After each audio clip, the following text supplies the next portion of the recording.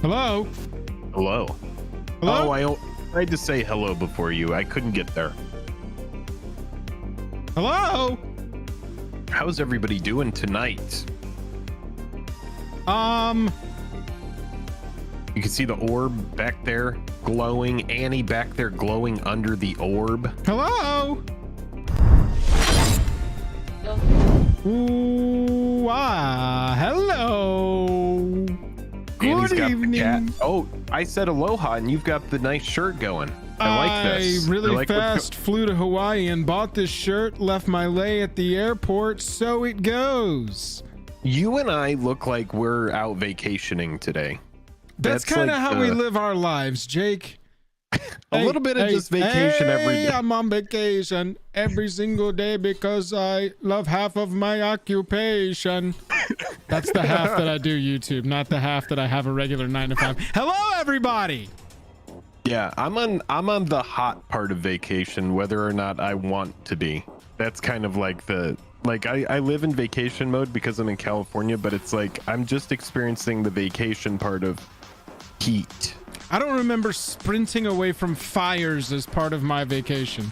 Running away screaming, please, please. I mean, I kind of think hot on a vacation. I think, there's some people that might have escaped the heat to go to like maybe a northern region. But when I think of vacation, I'm always thinking, oh, it's going to be somewhere where it's going to be warm. I'm probably going on vacation during the summer. Yeah. Something like that, Living outside, doing what you want, no real responsibilities. It's a lot like Skid Row. You ever been down to Skid Row? There in LA? I have not, but I do know that it exists and it is not great. I went down there once. I had a boss ask me to drive down there and donate a bunch of stuff, and that's as specific as I'm going to get about it, but I'm sure you know what I'm talking about. I have an idea, and I'll definitely talk to you more about it later because this sounds like a crazy story. I can't imagine that it was a great time. Hopefully during the middle of the day, right? It was in the middle of the day, and we went to a place that, like, they knew what their business was, and they had security. Woo! You just went underwater with your video quality here. We got to figure this one out. Oh, no. This has to be on my end. Hang on. Let me check my streaming statistics before we say. Hold on. We can always close Discord and reopen it. That happened last time, and that did fix the issue. It's not me. I've got 15% to 16% of my computer in use, full 60 FPS, and 0 dropped frames. Okay, so here, if 10,000 kilobytes are you currently a second. uploading that video? Is it currently? It's done. It is uploaded. All right. So Annie was uploading a video to TikTok. Oh, but there you are. She says that it's done. Yeah, and suddenly you're back. There it is. Hey, much better. Hey, okay, good. I'm on vacation because now I can really see quick. Jake's face. And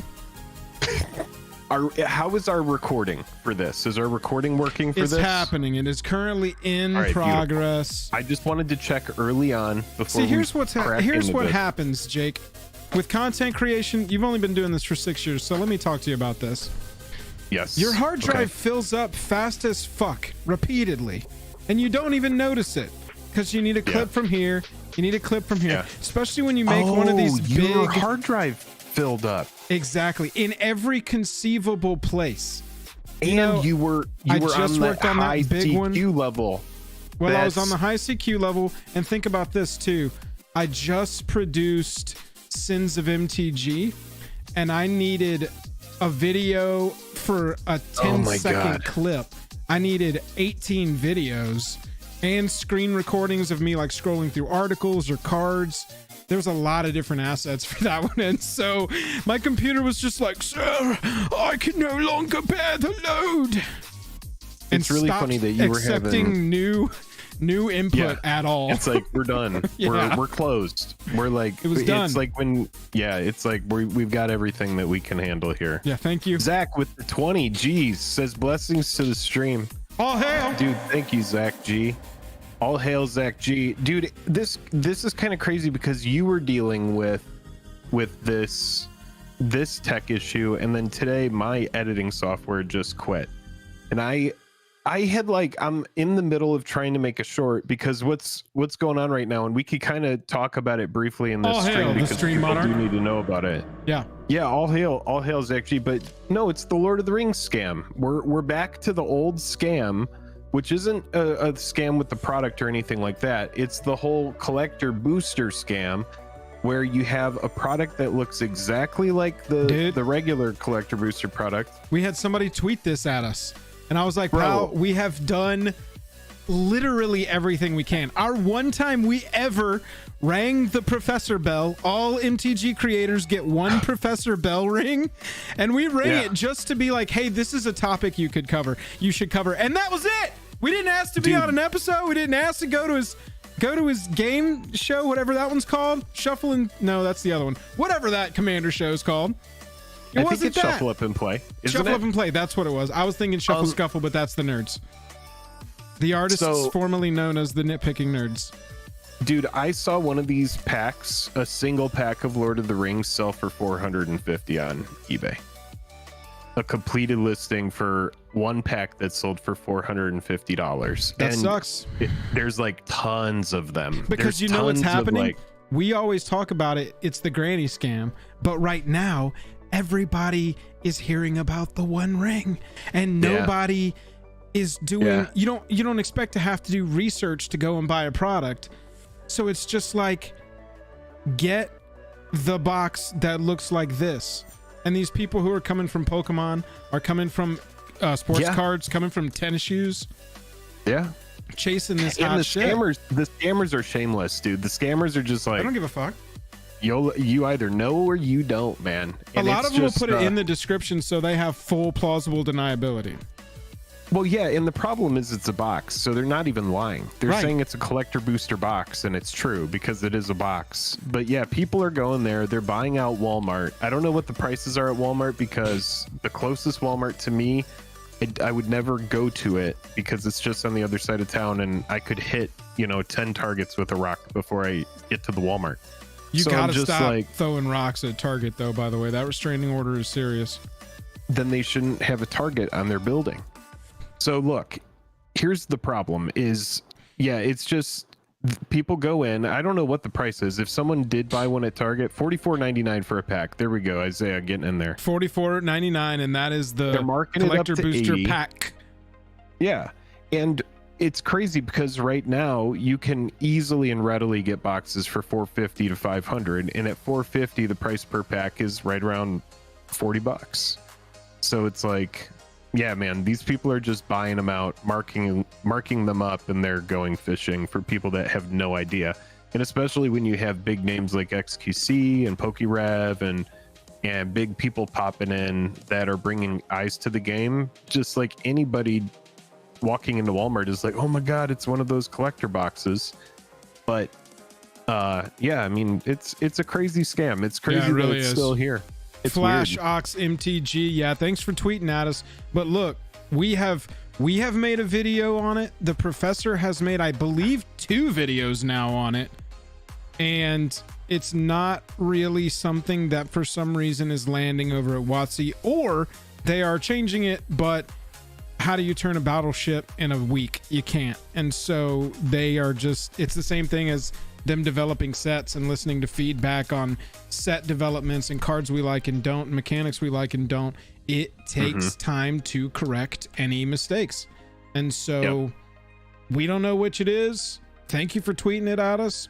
Any visibility we can get on it, we'll get on it. But like after we texted Professor about it, and that was that, he made a video on it.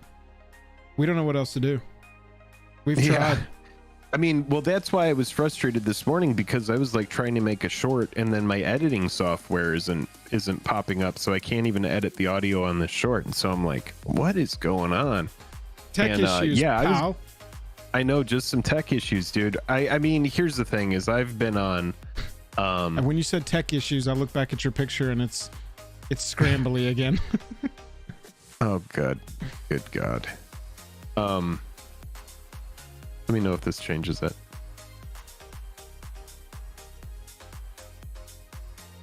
Let's see. Hey, real quick, Billy Toller, happy birthday, pal. Glad we're able to stream on your birthday. Many fantastic returns. Happy birthday to you. Oh, God. Happy birthday to you. Oh my God, this is what hell is like. Happy birthday to Billy Turner. Imagine hearing that 100,000 times in one day. Happy birthday to you.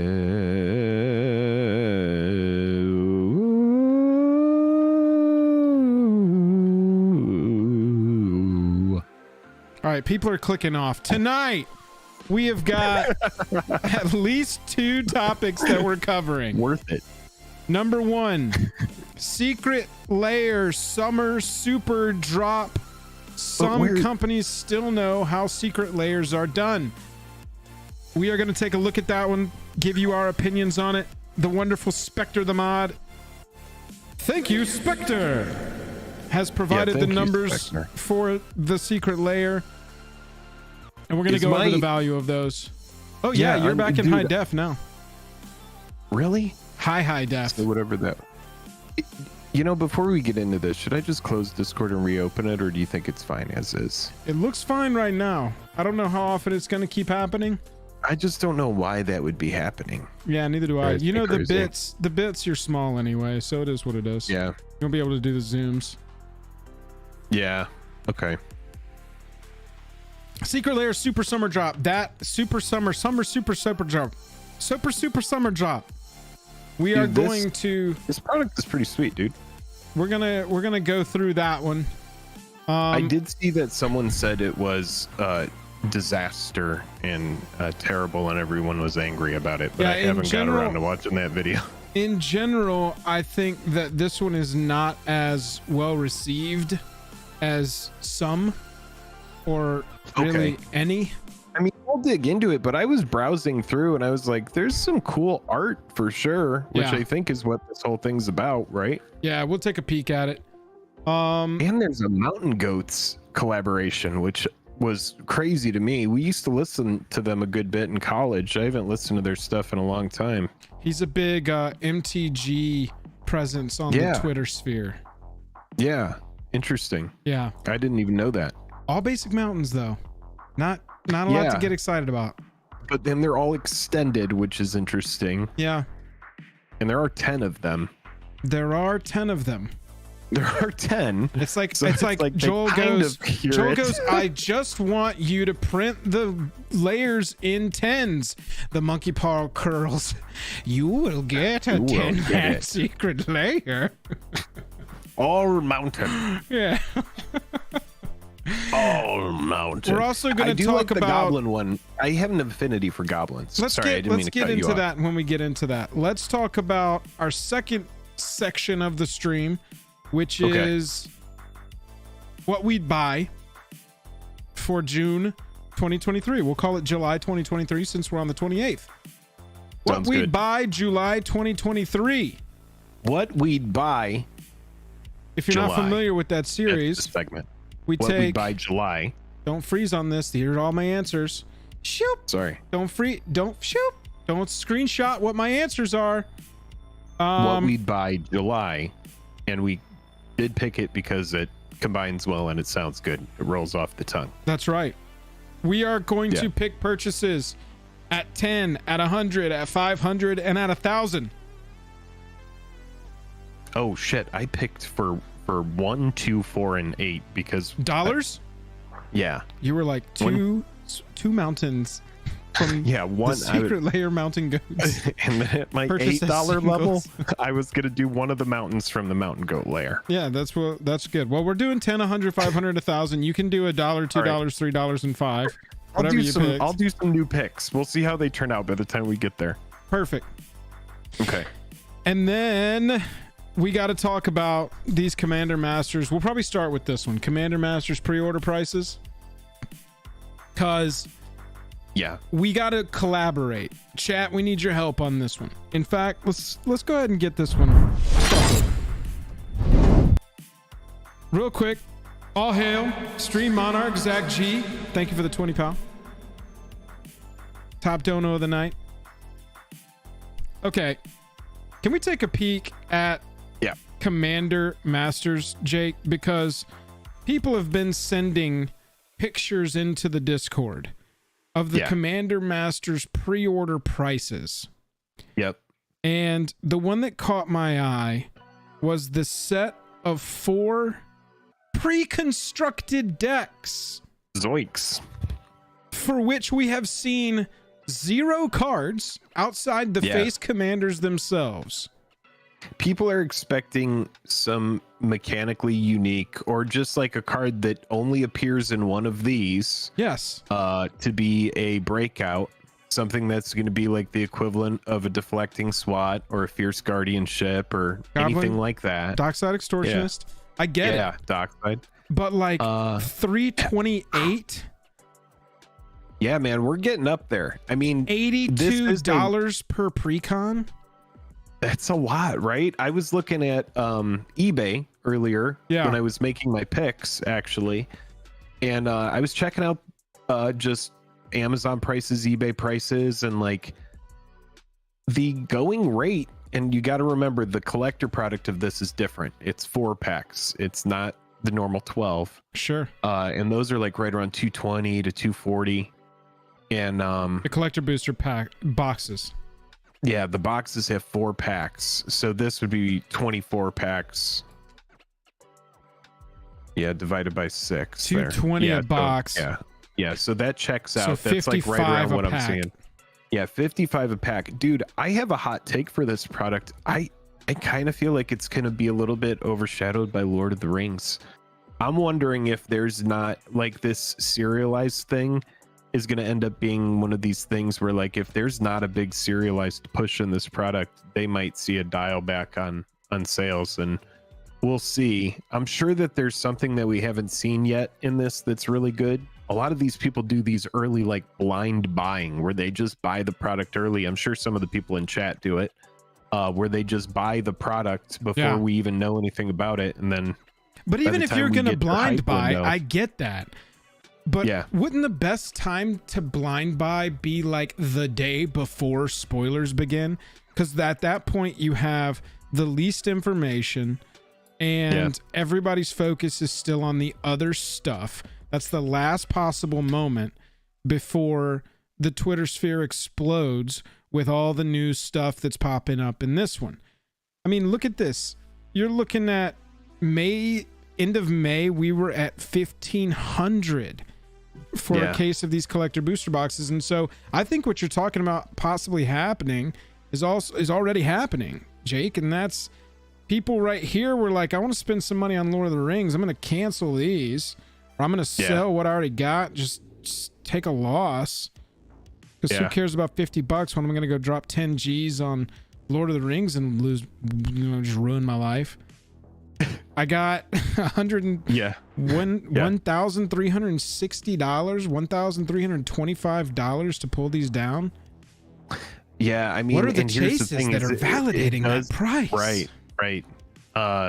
One person at my LGS, actually the LGS owner, he had an interesting idea that was, he was like, they need to have like just alternate art versions of any card, because like it like say it's just a common or an uncommon, some basic ass card in the set, they need to have new art versions or like extended art in some way that just appear in regular packs. There needs to be some sort of chase, like we saw with 2XM or 2X2, right? Yeah, but that on an even bigger scale, to where like even more stuff gets that shift.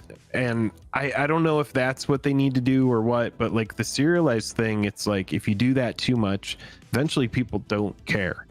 That's what I've been saying. I can't believe we're still going. I mean, that and that's, I can believe we're still going because we hadn't gotten to a 1 of 1, but now we've seen a 1 of 1, and it's like got the name 1 in the name. And so I just don't know how we can hype up again for that. I've made that point in a couple of videos where it's just like, I don't know where we go from here for serialized. You know, at this point, maybe there's a 1 of 1 Mark Rosewater's driver's license hidden in one of these packs. Now, here was something that I wanted to bring up that was interesting, is like when you look at the Lord of the Rings collector booster box, they have explicit text on the outside of the box that shows that there's a serialized card in it. Now, with past serialized sets, they haven't done that. And like Brothers War and March of the Machine, there's nothing on the on the packaging that shows that off, Right. like it does on the Lord of the Rings, but there are serialized cards in it. So I'm wondering if the Commander Masters product actually does have serialized cards, and we have no idea yet, because the packaging of this is just, it's got the Jeweled Lotus on the front, which looks really cool. Really psychedelic colors, they really pop. But yeah, nothing about serialized anything on the front of that. No, and we know that they've at this point made it pretty clear that they will pull these really cool pieces of art and just use those as packaging, not as the actual cards. And so like we'll see Zakama, we'll see Jeweled Lotus, but I don't think we see that art on one. Yeah. But I mean, it just keeps getting crazier and crazier over here, man. I am worried about what these prices do as soon as previews begin. You can see they've cooled off a little bit and they're headed down as people are like, well, Lord of the Rings, we go into the summer. But, you know, I want to get my hands on all 4 of these. This seems like a good time to buy these, but I've never paid $80 for a pre-con. Is anybody seeing better prices than these anywhere, chat? You know? Yeah, it's pretty expensive. Where are the best places to pre-order Commander Masters? We see where we got Game Nerds popping up. 284, that's about in line. We got so many of the usuals hanging out tonight. Just want to say thank you all so much for spending your time with us. I know that everybody was saying hey in the beginning, and so cool sometimes stuff. we don't get to everybody, but we appreciate you. Cool Stuff has got them for $320.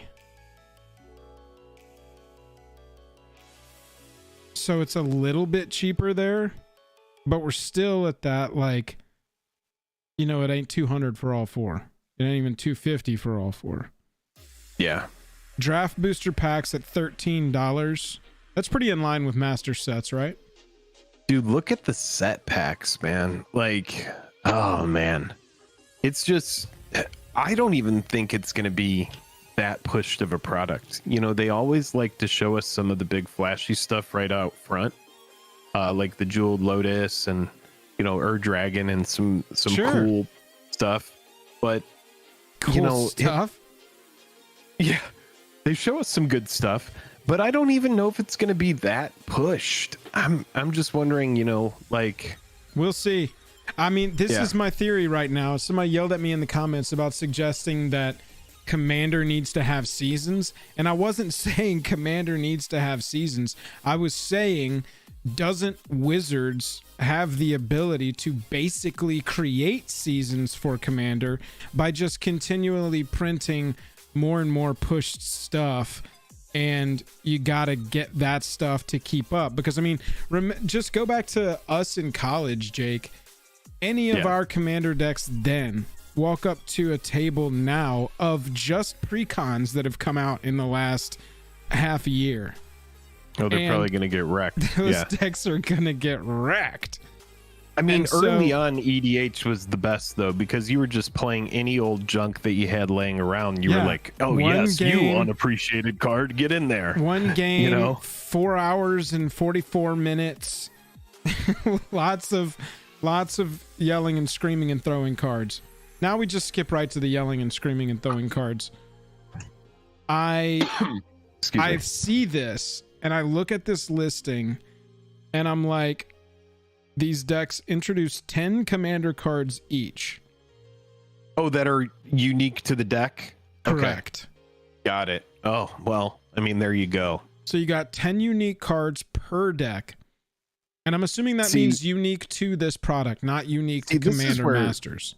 This is where people are spending their money. Yeah, I think so. I think it means it's unique to this product and not Commander Masters. I definitely think it's that. It's going to be stuff that only appears in here. That's going to be part of the appeal of this. And yeah, I think that's what people are doing. They're buying these 4 decks and then they're planning on sniping singles. Because if you don't care about the flashy stuff, I mean, anybody who doesn't care about the flashy cards from Lord of the Rings, dude, I mean, I have a $12 offer out there on a a Boro right now, where I'm just like, well, you know, I want to pay $10 for this card. I think it will get to 10, but I will pay 12 for it if, you know, it's like if someone wants to sell it to me for 12 right now when it's like sitting at like 15. But like I never expected that card to get that low that quickly. And so, I mean, it's an amazing time to buy singles because all of the flashy stuff that gets people cracking these packs open, it drives the singles way down. Yeah. I was trying to go back and see how many unique cards were printed in the Commander 2020 decks. Let's see if it's listed here. Oh yeah, here we go. So this has more listing. Heffies, yeah, it's all very, very cheap. It's already racing to the bottom. And we haven't got to that other product that's going to come out that's going to bring more of those cards into circulation too. So yeah, so right now the point is these Commander Masters prices, I mean, look at it this way. One of these 4 is going to be on your local Target shelf for the next year. You think one that's crappy? At least one of them, man. I mean, there's always the one that nobody is really interested in. And so, I mean, I could see it being Planeswalker Party. I know that people are loud about Commodore Guff, but your average MTG player is not going to care. Yeah. About a lore pull. You know, Abzan Enchantments is interesting. These 2 will be your best. I think Eldrazi colorless and a 5-color sliver deck. These are going to be your 2 best sellers. And then you're going to have Abzan Enchantments, and then you're going to have Commander Guff. That would be my call. I can't imagine that these are going to be $80 on a shelf at Walmart. That's what I'm saying, man. That's what, like, and look, 80... I'll be wrong. I'll sit here and tell you I'm wrong. 80 on a shelf at Walmart. I mean, maybe so. Maybe they are going to be that expensive. I mean, this just seems, yeah, that seems like it seems pretty high, but maybe that's all the conditioning that they've done over the years is getting us to a point where we're just like, oh, so whatever. It's 100 cards. We're getting 100 cards for $80. So I mean, it's 100 cards. Jenk is saying Lord of the Rings at Target is 63. Okay, so that's better. It's less than $1 a card. You gotta buy it. It's less than $1 a card. Yeah, I mean, a lot of the stuff in there is going to be bulk, but what's cool about bulk is it's like cards that years ago were like $5 to $8 have been driven down to like 1 to 3s now. This is the way. So it's like you get good stuff. You're going to be getting like, you know, Path and other staples for your deck, right? And they're all just going to come packed and ready. You're right. It is going to since this is the Commander Master set. Yeah, you would assume that they are putting the premium removals in these. You would assume you are putting the premium ramp and the premium rocks and the premium non-basics, for God's sake. Maybe the land base in some of these is going to be, I mean, you're making a 5-color deck and it's slivers, so you don't get to put any of the creature fixers in there unless you're just like, we're going off theme for this one. And in that case, why are you making a sliver deck? There's one other wild card in here, no pun intended, that should be addressed. And it started with Lord of the Rings, at least to our knowledge, which is that the collector booster sample pack in these precons, if you've bought a precon in the last year or so, you've probably noticed that you got a collector booster sample pack. And what that is it's just a little bit of Coke, so that when you get it, they're like, oh, we got him. Right. It's an old trick. It's an old playbook trick. It's like just you're going to open the deck, and if you don't know anything about Magic, you're going to open that deck, and then at the end, you're going to go, oh, cool, this looks pretty sweet. Let's open this little side pack, and then you're going to notice, whoa, one of these cards has a showcase frame, and whoa, one of these cards has an extended frame. Or this looks different than this. What is this? Wow, and then it's going to say on the front, it's going to say a collector booster sample. And then you're going to be like, hold on. Commander Masters collector booster. Where do we get that? Gotta get more of that. And then it's like, wait, they have whole packs of stuff that's just like this. There's whole packs of stuff that's exactly like this. And then when you have that, then they're like, well, I have expendable income. I don't care. I didn't lose all my money in the stock market like Jake. Get me some of those. Yeah. And what they've started doing with that little taste is that they have started putting cards in these. Yeah. That are only obtainable in these. In that treatment. In this special pack in the Commander Masters Precon. And so this has started with Lord of the Jake Rings. Brought this up at the top of the stream too. What's that? He brought this up. He was saying, are you guys going to talk about the extended art foils that are unique to those packs? And I'm happy that we got to it organically because I wanted to circle back to it. Yeah, I'm right there with you, man. It's just another way to get people to be like, oh, well, this has something that's unique too. I need to go over there and get my unique thing going. Got to. Let me pull to. here. Gotta. Here we go. Legal in. Oh man, somebody shared it. Anyway, the point is that it started with these Lord of the Rings commander decks where you've got here we go. A collector booster sample pack.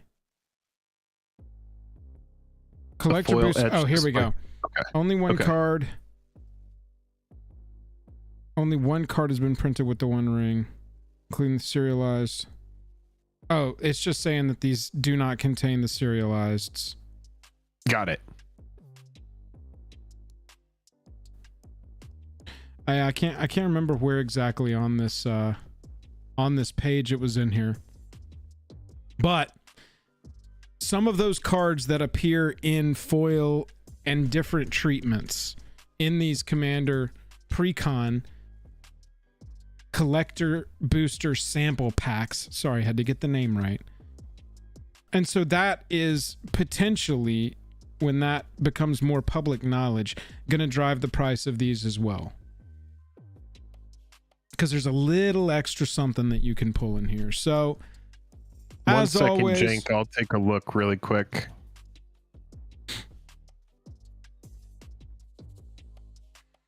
I see you. I do see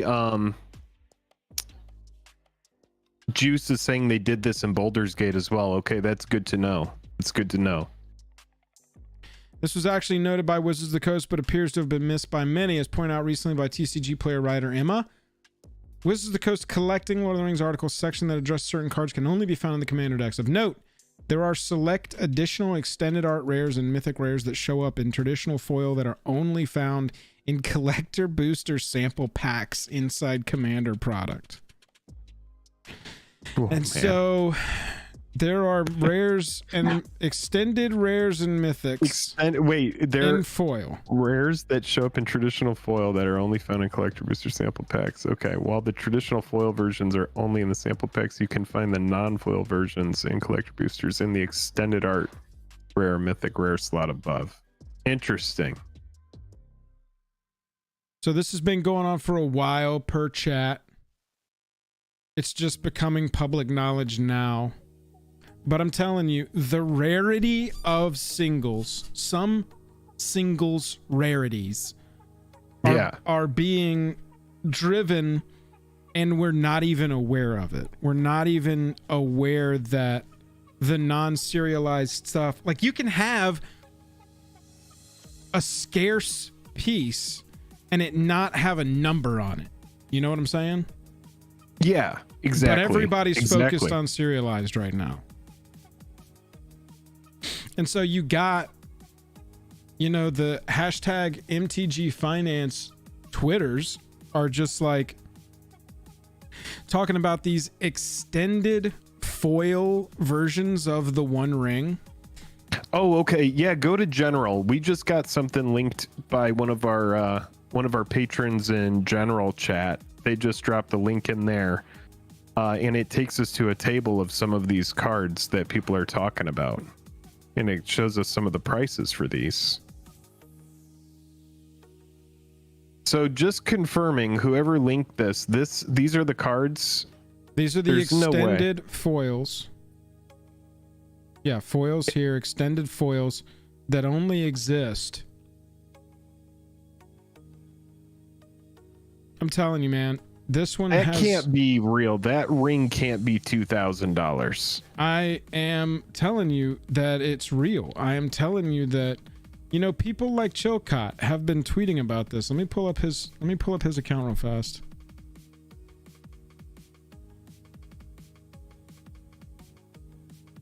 Wait, so that ring only appears in that treatment right there in this product? If you'd like to make a reasonable offer before things get any further out of control on one of the rarest rings short of the 1/1, hit me up.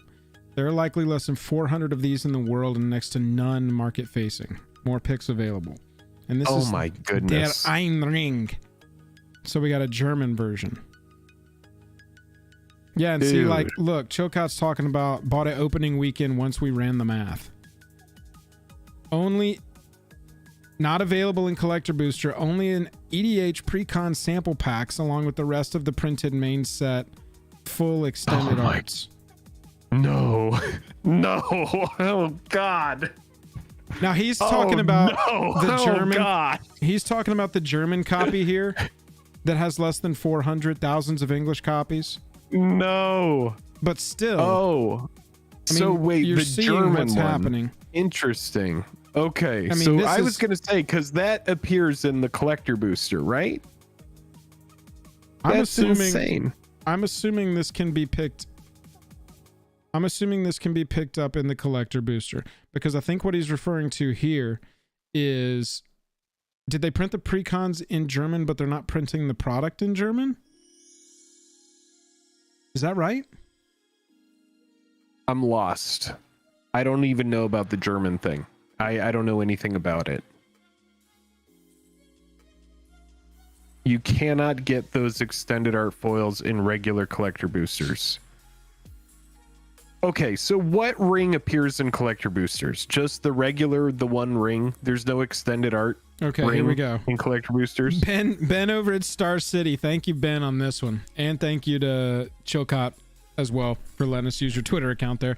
Wizards just put out a definitive list of extended art foils that do and don't exist in the WPN retailer group, just to get this widespread. All right, everybody. Bro, imagine not knowing anything about Magic and coming into this and being like, where do I find what? We make videos about this shit daily, and we still are sitting here going, hang on, I need someone to tell me where exactly Pepe Sylvia is.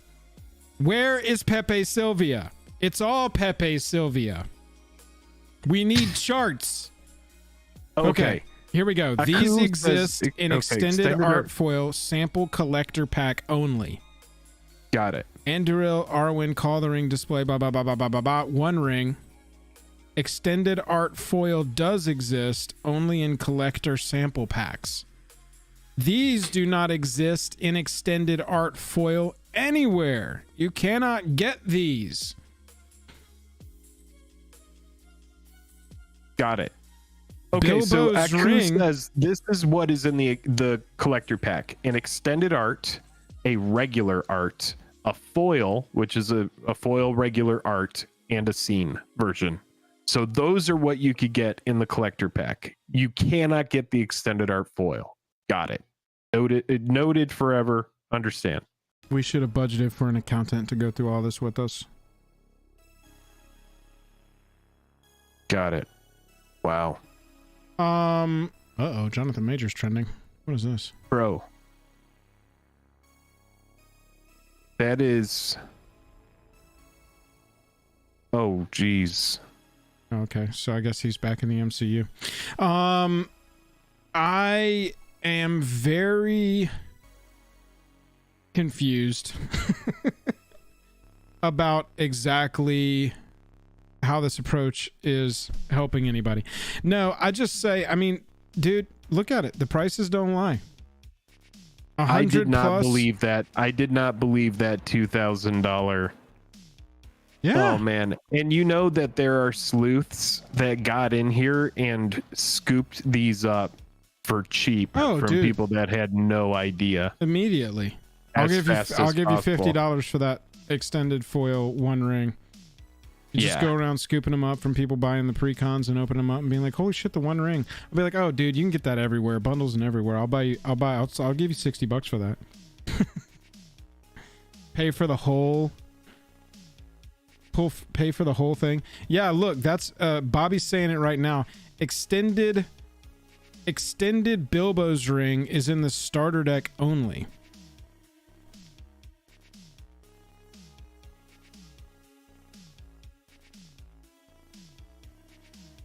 Well, that's good. Oh, and this is a good point. This is so confusing. Why wouldn't they put extended art foils and collector boosters? Gotta save something for Christmas. That's a good point too. Yeah. That's a good point. Yeah. We need to remember. You don't think about this because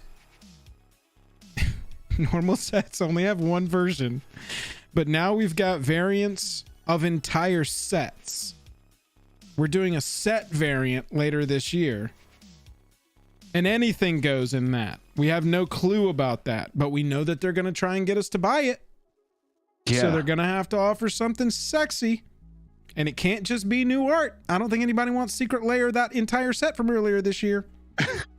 That's a weird probably. Secret Lair. Oh my goodness. Yeah, that's pretty crazy.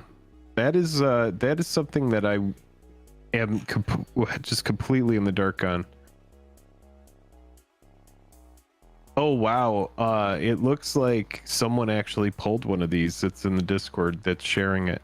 Oh nice. It was in one of their pre-cons. I would try and shout out to Small hype. Boss for linking that for us to look at. We do appreciate you doing that. Look, this started as a discussion of the sale price excuse me, of the sale price of Commander Masters pre-cons, but it got all the way around to even that sample pack inside these pre-cons can have a $2,000 card. Buy them all! Buy everything in multiple. You might get a $10,000 card and Post Malone will come give you a reach around. Oh, I mean, that sounds great. Yeah, what if I told you... somebody out there is getting in trouble for what you were talking about. What if I told you that a foil extended art reach around from Post was only available in these pre-con decks? I would avoid those pre-con decks. Really? Yeah. Really? I don't need that. I don't need that in my life. Really? I think really. I think really. I think really. Really? Okay, this guy over here doesn't want a tugger. Got it. That's his problem, not ours. We'll buy all the commander decks.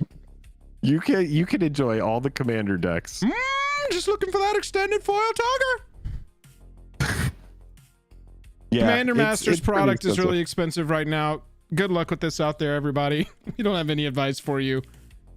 We just are basically pointing at this and going, Yeah, it's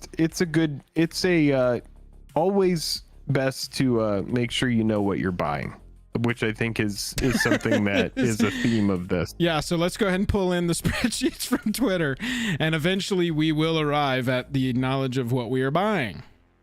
Yeah. Yeah, that's quite a place to be in here. I mean, the set box for me, like if I'm going to engage with the product, I saw the set box was around like $340 or $350, and so for me I was like, maybe if I like put aside like money and I say I'm not going to buy any Magic for X amount of time, maybe I get like one draft box or a set box, but it's just so expensive. It's really hard to rationalize spending that much money when I know that I could take that money and then buy the singles that I want from the set, which is probably not going to be a lot of stuff because I have a bunch of cards already. So it's really about, is there going to be like new flashy art that is must-have type stuff? It's just a lot of product all the time. I mean, there's a lot of people in chat that are saying like they're having trouble keeping up with all the product, and it's been like that for years. This is a really interesting thing I want to point out real fast. I know that there's not a ton of MTGOers right now that the number of MTGOers is pretty low. But yeah, and this happens with pretty much every set. It's just more notable here because it's the One Ring and everybody's freaking out about it right now. If you go draft leagues on MTGO of Lord of the Rings and you pull a One Ring, that's worth like $100 to $140 right now. No way. On MTGO. So you can. That's wild. This person so you could apparently just go did the farm math. tickets. Right. Go Just draft, do find draft one, break even EV at 50% win rate. Better if you're good. Yeah.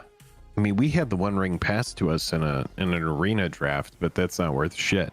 No, I'm talking about where the MTG cards flow like yeah, like to the bots, to the flow bots, straight to the bots and back.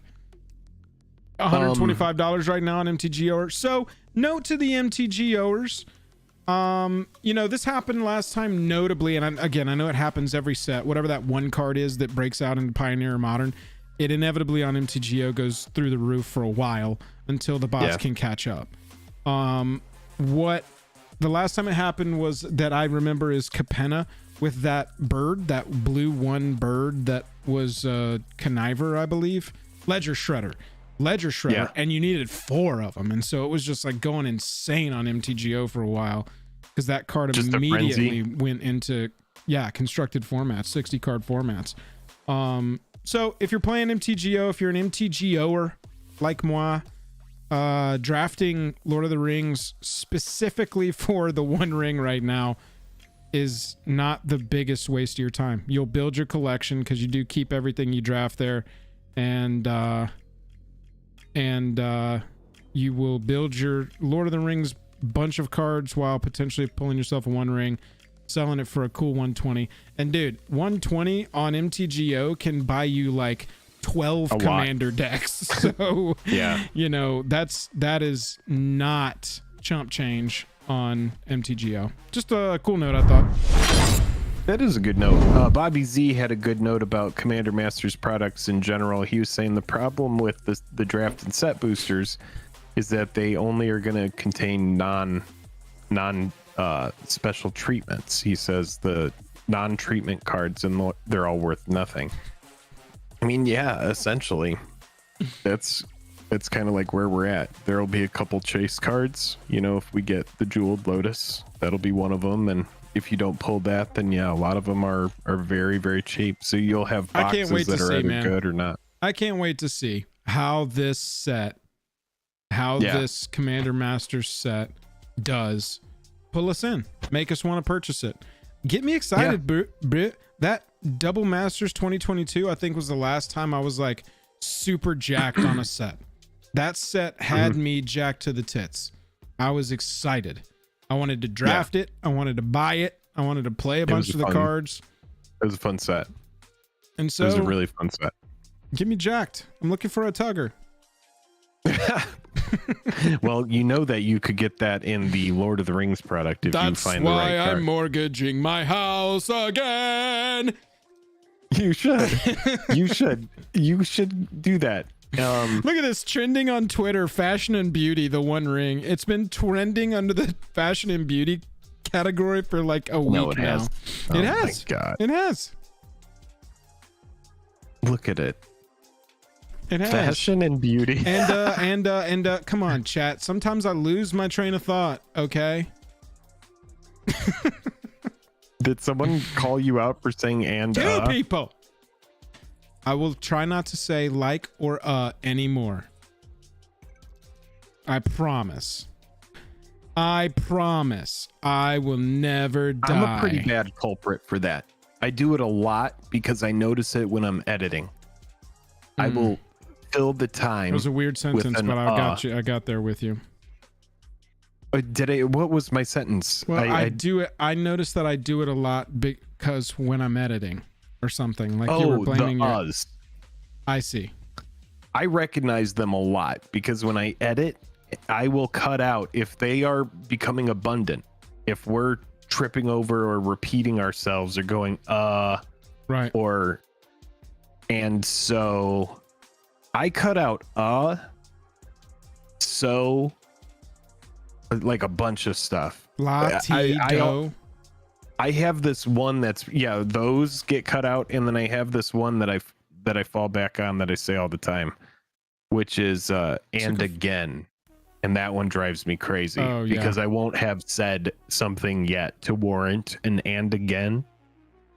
So and again. yeah, and again. Oh my Gandalf, God, Randy friend of the has it. Shire. Oh, so and yeah, fuck man, that right there hits me in a spiritual level. That just tells me that Randy's been here for a long time. If he knows so and yeah and no yeah, oh God, oh man, we're gonna deep dive. Okay, we'll get away from that. We'll get away. Jeez, yeah, I could live in that world for a minute. That's funny. Chat, let's talk about Secret Lairs. We have two pieces to this. First, we have the Secret Lair website with Summer Superdrop 2023. There are 60 days and 4 hours left on this. 60 days? Dude, this is such a long timer that I know what's going to happen with this because it just happened with the last one and I missed my Stoneforge Mystics. I forgot about it. And BuzzFuzz, I don't know if he's lurking, but BuzzFuzz told me, he goes, Jake, you should just order it once we get done with the stream. And he said it like last Wednesday. And I was like, nah, bro. And he was just like, well, you're going to forget. And I did. I forgot. And I wanted those 4 Stoneforges. I wasn't going to buy anything else. I was just like, I'm going to get 4 of those. And sure as shit, those Stoneforge Mystics are $30 by themselves. 60 days? I'm an idiot. Jesus. But this is called the we're going to inadvertently save you money timer. It's so much time that you will move away from having FOMO and you'll be like, I'll get to it. And then you'll check back and you're like, all right, 21 days left. I wonder when they decided that this was the way to do it. Instead of a week, we're going to go to 60 days. Summer Superdrop 2023. Yeah, so it's not good. We've also got our handy dandy spreadsheet. Spectre, the spreadsheet extraordinaire, mod of the channel. Oh man. All hail the mods, all hail Spectre. All hail the stream monarch, Zach G. All hail. Always coming through with the spreadsheet, showing the layer price, showing the singles price of that layer. And we need to like, I don't even know what we need to do. We need to contact a masseuse in Spectre's area and get him a nice massage or something. Just glancing at this, all of the non-foil price is $30. Okay, we just know that these are $30. Let's look at the non-foil pricing of the singles here. 41 cents, $20, $31, $19, $22, $8, and featuring the Mountain Goats. We're not going to go over that one. We love the Mountain Goats as a band. Oh wow! They probably didn't get to decide that it was just mountains. I see now why you're saying that people are kind of. Yeah, I thought I would save us some time on this one, and like we're gonna go through it layer by layer, look at the cards, give you our opinions. But, pal, I gotta tell you, the value on this one. Yeah. Butt liquor, the prices have never been lower. Oh. Yeah, I think for me, especially the death is temporary, metal is forever. I was looking at those cards. I thought you were saying, for me, the death is temporary. Like the value of this one. Joel, there's going to be another Secret Lair. I was like, damn, we're getting deep on this one. Joel, death is temporary. Anyway, there's a layer named that. True. Please continue. Yeah. Sir Conrad, pretty sweet card. Underworld Dreams, pretty sweet card. There's no way that Sir Conrad, a highly played, I mean, look, it's a $4 foil. Highly played uncommon in Commander. There's no way that's just going to be $1. And so what these prices represent, y'all, is the cheapest that you can go and acquire these for just a near mint copy. Yeah.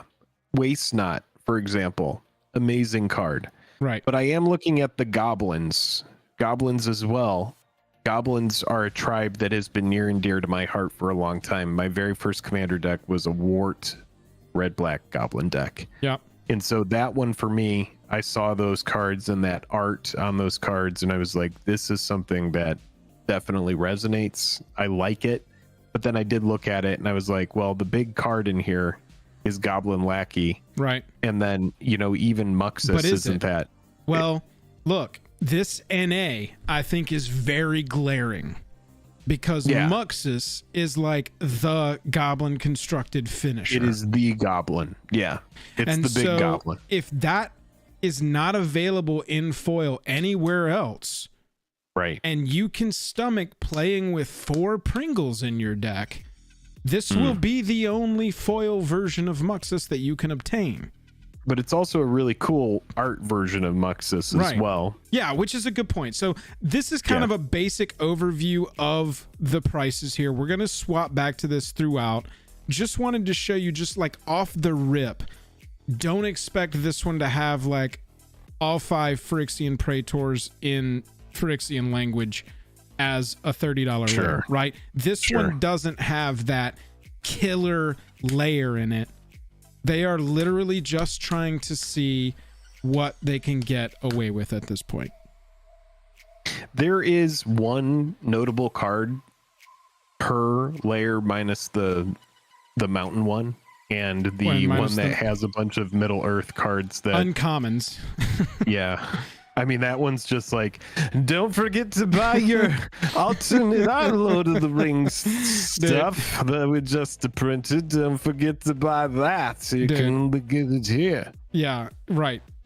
Abysmal. Don't forget to buy it, you Lord of the Rings fans that just might be stopping through that don't know the difference. Don't forget to buy it. Remember the NAs, y'all, when we get there. Bottomless Pit, Tiny Bones, Muxus, Goblin Recruiter. Those are big deals for first time in foil. They are not big deals otherwise. Let's take a look at it. We'll go all the way to the bottom and start where we always start, right here at the bottom. 30 for the non-foil, 40 for the foil. Jake, this is 10 mountains. So I read this. This has to do with the dude from the Mountain Goats. He's one of the, what is he, the lead singer? He's a big... He is the mountain goat. Gathering. He's the mountain goat. He's the mountain greatest of all time. Really fun kind of folk music and stuff. But he got to pick the artists. He got to pick where the plane was set. But yeah, it's just some mountains. They're extended art. Thank God they are. Otherwise, this would be a travesty. It'd be way worse. So at least they have this aesthetic that extends over the frame that we've seen for some time, and it does give them a unique look. Another thing that's cool about this is, say you have a mono red deck and you're like, well, I need, 18 mountains in that deck. Right. I could just get 2 of these. You could just pay $60. $60 for my land base. Get your mana base taken care of. Sure. One easy click. One easy click, chat. If it's a $600 or $1,000 deck, putting $60 in might not be something that, somebody thinks much about. But I mean, yeah, it's basic lands. So, we've said for years, that we've been doing these, or at least a couple years since Secret Lair's been out, that you can get mountains for free. You can go to the local game store and get mountains. Basic land is abundant. They just want you to be able to play the game. And so these are purely aesthetic, as we say with all Secret Lair products. Does it speak to you? Is the art something that resonates? Is it a card that you like? Is it your commander in a unique art treatment that's like, I just have to have it? That's kind of who this product is for. That's how Secret Lair has evolved. He wrote, John Darnielle, if I'm pronouncing that correctly. He created the art descriptions, like Jake said. Set the cards on Lorwyn, created the art descriptions, hand-selected artists, reviewed the art. And then he wrote the flavor text that happened across all 10 mountains. There is a part of me that wants, these to be the 36 basic mountains, or somewhere in between 30 and 36 basic mountains in my mono red commander deck. I don't really want to spend $90 on the mana base for a deck that I was like, oh hell yeah, it's a monocolor deck. The mana base isn't going to be terrible. But I could see, you know, getting one of these, this being a run of 10 lands in there. Yeah. Finding, when you think about it, 2 other sets or something of lands that can fill out the rest. I mean, you could, for example, if you wanted to, you could get the foil full art basics from Zendikar Rising or Battle for Zendikar, which I think are going to be comparable in price, which are going to be around $3 a foil. Yeah. So I do think that this was appropriately priced. I mean, the foil one is what, 40? So you could get a foil extended art mana base for cheaper if you wanted to just go out and buy some full art foils. Those are no longer that expensive. You could make a cool looking mana base for much cheaper. It's just if you like these mountains. They do have cool art. I mean, it's a bunch of new mountains with new art that only exist here. So yeah, it's interesting. Mountain goats. Cool that it is participatory. Womp that it's all mountains. I mean, if that isn't cool Maze of Ith art, I don't know what I'm looking at. Looking at the next one, The Stars Gaze Back. $29.99. We got them 30 and 40 for the foil, non-foil. We got Flamekin Harbinger. We got Omnath, Locus of Rage. We got Risen Reef. And we got Voice of Resurgence. The art on these, pretty dope. Pretty sweet. Looking at the foil prices of these, this is a really good one if you're looking for these cards in foil, especially if you're looking for a Reef or an Omnath. Yeah. The singles price of them, The foils looks pretty good. $54 to the $40. Not too bad. And you got cool art here. One thing that we should mention for anybody who's either watching this now or might be watching it in the future, no Secret Lair product really just bottoms out. Most of them at least like hold the base price that you pay for them. So one thing about Secret Lair is it does seem to be low risk after all this time. It's like if you buy one of these and keep it sealed, like it ends up being pretty good. The art style on this one is going to be very divisive. It's going to be, you know, do you like it? Do you not? This is a pretty extreme example of stepping away from traditional fantasy realism. And so it's very different. Yeah. Yeah. Just the difference in the art style here is going to pull some people to these. I like the color palette more than I like the subject matter. I think is interesting to say, but definitely how I feel when I look at this. For sure. About $8 for the non-foil value there. Not a ton of value. Let's look at Ryan Alexander Lee, and we'll take it to Scryfall real fast just to look at what Lee has done before. That we would... Let's just sort by price and see if we would know any of the top cards. Okay, so Ryan Alexander Lee did... Is this right? Oh, no, that's Jay Lee. I was going to say, that doesn't look like Ryan Alexander. Oh, I'm not. There's a ton of... Here, let's go this way. We can go in here and go this way. There we go. Yeah. Now we can sort by Prite USD. And Snapcaster Mage from Modern Masters, Spectral Ward, Fraying Sanity. Cool. So this is where you might know Ryan Alexander Lee from. Look at that Iridescent Angel. Such a good piece. Such an unplayable card. Imprison in the Moon, top commander removal. Interesting cards up there. Ryan Alexander Lee. With these, typically the artist gets to choose which cards within reason. Ryan Alexander Lee did Nemesis of Reason, which that is awesome looking. The art is amazing. The card is something that has been a meme for a very long time. You remember this card technically beat us in Vegas in a two-headed giant match. Remember they just kept attacking and milling and we missed an infinite. Gaia's Blessing, really cool take on this card. Sorcery though, I always with these secret layers, dude, I don't really want sorceries and instants or like fetches, you know. I want to be able to like, I love permanence for secret layers just because It is something that I specifically paid money to pimp out. And so it's disappointing when I be like, Gaia's Blessing Secret Lair edition. And it just goes to the yard. And that's it. When it does, it actually gets shuffled in. Yep. Don't show that to the mill player. Yeah. Twilight Prophet. Very cool take on this one. I don't really see a vampire in this art. But, you know, it could just be a different take. And the eyes... There's some eyeballs, though. Dude, dropping into the water and the cleric here is like blindfolded, blind seer kind of thing. Mm-hmm. I like that. And then World Spine Worm. Always a cool take when you got like the hero in the foreground and the giant thing that it's facing in the background. We've seen this kind of shot a lot in media over the last, 5 to 10, maybe even longer than that. But, World Spine Worm, it's a fun card. And then you also got the Worm token, which I think is an excellent inclusion. And the art on this token. Pretty sweet. Pretty gnarly. Through an entire planet right there. Yeah, that seems like it would be more than just a 5/5 with trample. TBH. It's a very small planet. Yeah, it's a very small planet where one little family lives there. Looking at value on this one, you got 22. Your Twilight Prophet and your World Spine Worm are your 2 hits. Also, your 2 hits in foil here. Twilight Prophet and World Spine in foil, doing some work there.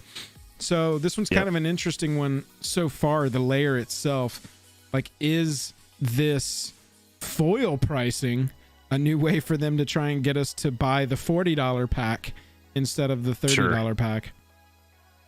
Next up, we've got Bad to the Bones, art by Ryan Quickfall. Got a Bottomless Pit, Necrogen Mists, Reassembling Skeleton, Tiny Bones, Trinket Thief, and Gaia Reach Sanitarium. This is an easy buy for me. Just right out the gate. I don't have a Tiny Bones, and Reassembling Skeleton's one of my old favorite cards. I love the art, love the colors. This is just, even though I know that the value isn't there. Necrogen Mist, that's a card I don't have as well. So this is just, easy pickup. I love this art, man. It looks like it's right out of a comic book. It is, I mean, the cards are good. Necrogen Mists. This is one, it's not going to make you any friends, especially in the deck that is doing these types of things. No, it's like these cards are for a brutal deck. Right. 100%. But you know what is also sweet, super sweet, is that all 5 of these cards are immediately playable in a Tiny Bones deck. All 5 of these are relevant in a Tiny Bones deck and arguable to play. Not terrible choices, especially if it's just 5 slots. And so you've got an entire Secret Lair here that can slot into one commander deck, give you the commander and 4 cards. Done and done. See, when I was glancing through and I saw Muxus and I saw Tiny Bones and I saw like some Jumpstart reprints in here earlier without seeing the numbers, I was like, oh, these actually look amazing, because the art is what really hooks you on these. There's some really popping colors, popping art. It just, I mean, they all really stand out. And so, I mean, I really like this one, even though I know the value isn't great. Yeah, value-wise, looking at Bad to the Bones, it's closer. It's closer than for some, me, than like the Stars Gaze back. For the non-foil. Yeah, man, those cards are just like, Reassembling Skeleton is a great cube card as well. Yeah. So. Yeah, Chad, I wasn't saying that I don't like it when it's not traditional fantasy. I was just saying that the ones that are further away from traditional fantasy are always going to be the ones that are the most polarizing, because people they expect a certain thing when they look at Magic cards. And when you go away from that, some people are going to be like, oh, hell yeah. And some people are going to be like, nah, I'm good. Yep. After Bad to the Bones, we got the return of one of my favorite Secret Lair artists, just kind of across the board. So this is Wizard of Barge. Yeah. Okay, cool. Yeah. And dude, I thought so, dude. So this is going to be a pickup for you, right? Well, the thing is, Jake, is I've been asking them and tweeting at Wizard of Barge, like, let's get another Secret Lair going. But I want it to be more cards in the color identity of Mimeoplasm where I could like Oh. combine the two layers and have 10 cards with Yeah, my this is not commander bad. in 9 that would fit into all one commander deck, and that'd be my Wizard of Barge commander deck. I've even tweeted at It Wizard of sounds Barge like you're about gonna being have like, to do a. I think you're gonna have to do a 5-color deck that's like something. Secret something, Lair deck. and then you can put all of them together in there. But yeah, these do not fit into my Mimeoplasm deck. This time around, Wizard of Barge is going goblins. And honestly, I like the choice. The attack, the power and toughness box down here being a goblin head, inspired. The palette, the art, you're either going to Goblin like Matron is so good. Goblin Yeah. Matron, Recruiter. You got Muxus acting like the king of the gobos right there. That card is insane. Yeah. This is I the- had no idea that Muxus got so cheap, dude. Yeah. I had no idea that it had bottomed out in price. Oh yeah. Dude, the thing is, I look at this card and I go, hell yeah. This is exactly what I want my Secret Lairs to be. Now I say that and I look at cards like Scarab God. The difference here and the illegibility of the text is really tough on me. I like the attempt. Looking at these two cards, like you glance at them and you're like, yeah, there's not a lot different. But look at how this one has that designed space for the text to go. Yeah. I wonder if that was very intentional. I hate that this card was included. This card bums me out so much. Why is that? Well, Shattergang Brothers just sucks. To play against? I mean, it's fine. It's just not worth anything. It's a good commander. It's a fun commander to play. Great sacrifice outlet. It is a legendary creature, so yeah, I mean, I guess it is a pretty blingin' version of it, you could say.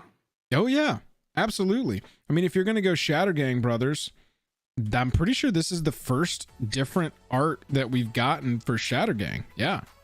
Your Matt choices are says, going to be the foil "Scarab edged in God this one. hurts my eyes." Yeah, it does. It was a tough one. It was a tough one.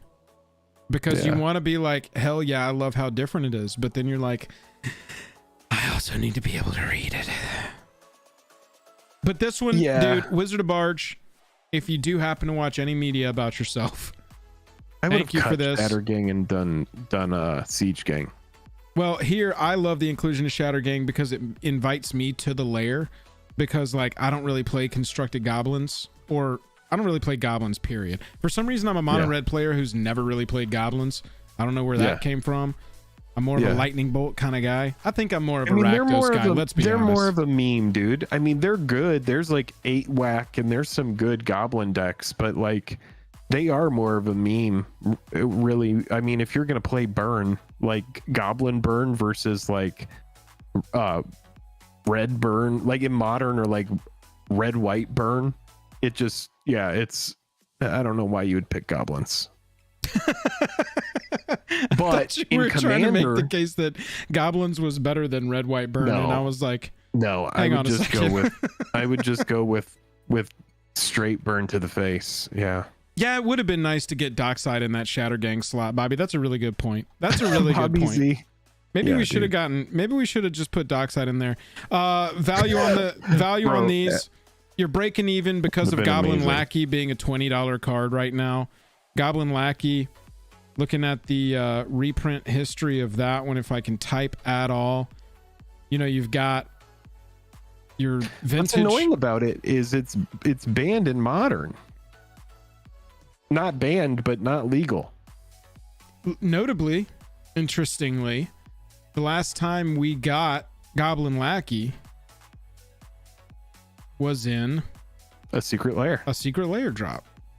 Yeah, it's a legacy card. Card It's number just 20. Like,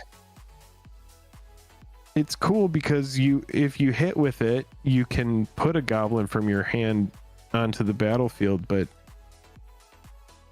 yeah, it's a legacy card.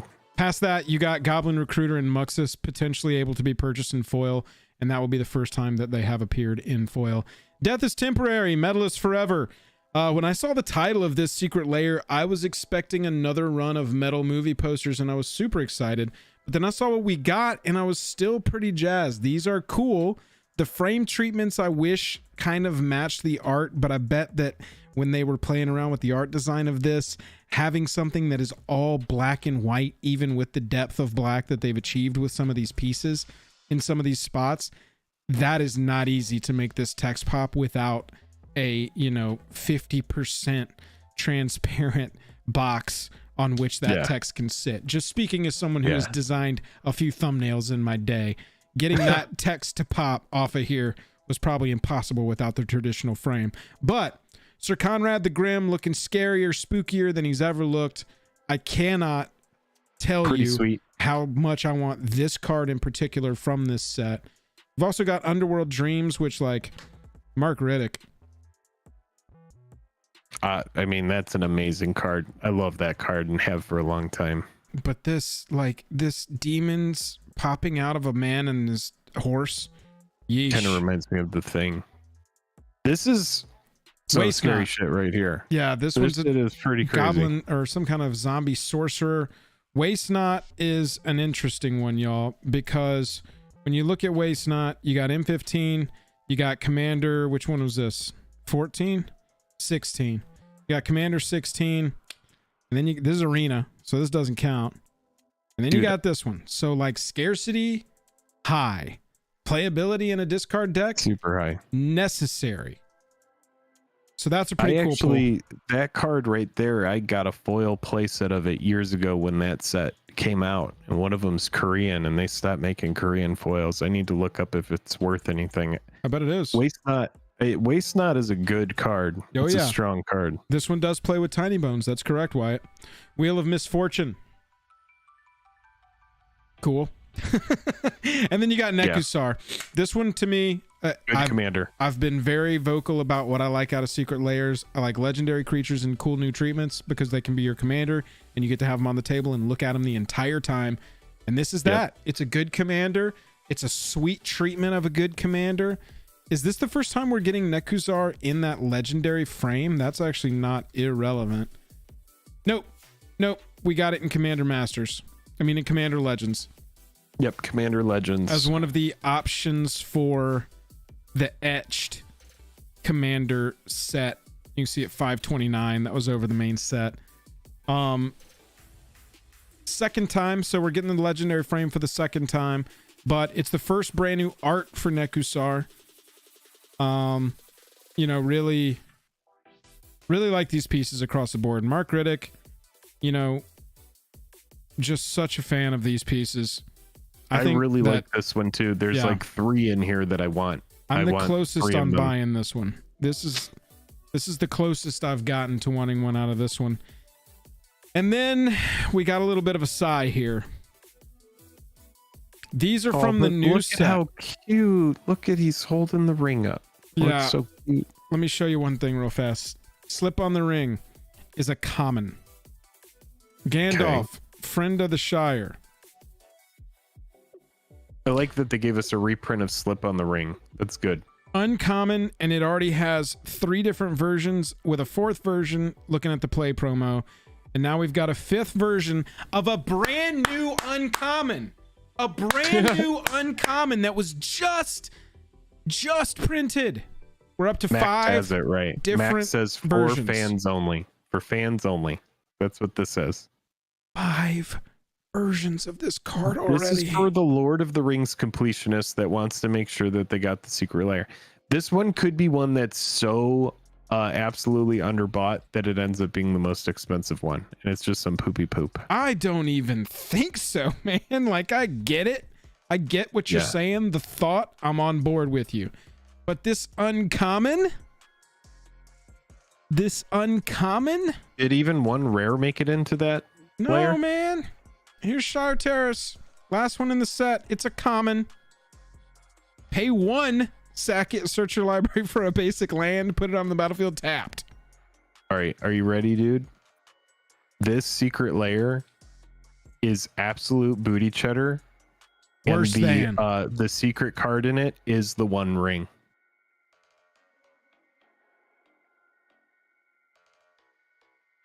Oof. That's the twist with this. That's the twist. And we have 60 days so that people can open it and see that. And hopefully we'll see it from the people that take a chance. But it is, and he goes, booty cheddar? Yeah, booty cheddar is when it's like dog water.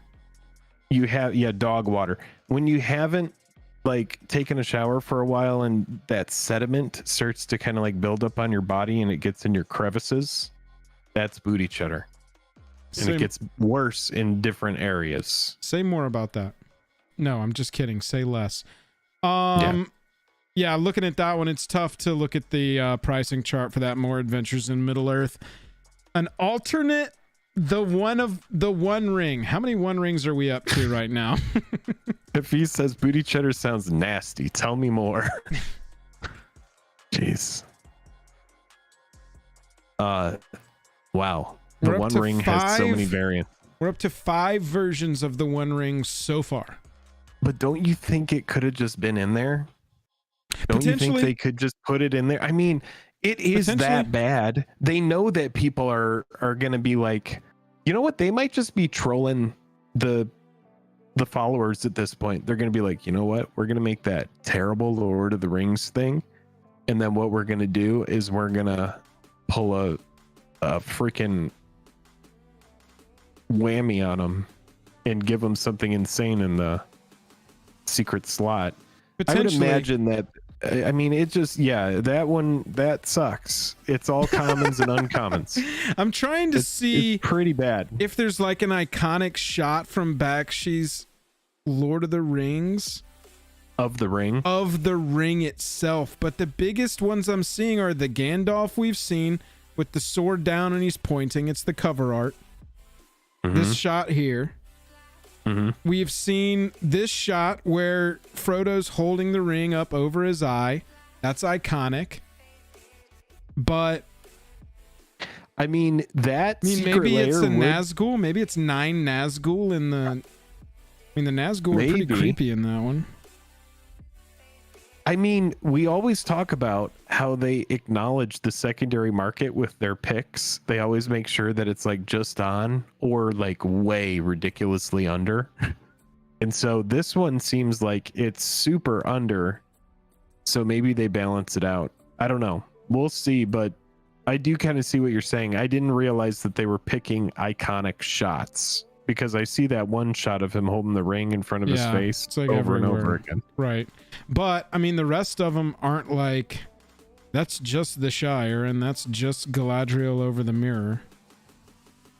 So. Oh, 9 Nazgul would have been a great Secret Lair, yeah. All 9 Nazgul would have been cool. But yeah, I mean, as far as pricing goes, y'all, this one's tough. Non-foil. Singles price. You got to pay $209.93 to get all of the layers, and you will get $101.25 worth of singles. That's tough. Yeah, for me, foil is $279 to $243, so it's closer, but the foil multiplier is bent along a curve that I think we all know what I'm talking about. So, you know, if you're gonna get these and they're gonna be too pringly to play, is that foil multiplier actually what we're looking for? Elijah Wood One Ring secret card market. Oh man! Yeah, if it was just a pic of Elijah Wood holding the ring. If it was this shot, it needs to be this shot right here. This one of Frodo reaching up for the ring in the bar. When he stumbles and falls onto his finger for the first time. This 100%. One's a tough one, y'all. You really got to like the art on this one. They are seeing what works. I saw Randy say it earlier. They are literally just testing at this point to see, do we absolutely need single value? Because they've gotten so good at making it $30 value, but this one they just don't care. And the Death is Temporary. I will probably get those 3 in non-foil. Death is Temporary, Goblin and Squablin, and Bad to the Bones. Yeah, because they're all tribes that I like. You know, I've liked Tiny Bones. It's a card that I never got. It was super scarce. I never circled back around to getting it. Yeah, the first Jumpstart product. Yeah, but for me, I love the art on all three of those. Yeah. And goblins is something that I could put every single one of those goblins back in my goblin deck if I ever remade it. And then I mean I do like the mountains, but it's just, you know, ridiculous. Yep. Summer Superdrop, y'all. You've got 60 days and 3 hours to go and get this one. We'll do what we've started doing with the last Superdrop, which is on, like, you know, whatever the stream falls closest to the end of this, we'll go back through and look at the prices of these then and see how it compares to $209 purchased for $101 worth of value for the non-foil single prices. And we'll see if any of those prices on those singles come down significantly, just based on the fact that you can go and purchase them for 60 days for $30 for 5 cards. Entire days. You get 5 cards in every single one of these. Oh, Stars Gaze back, you get 4.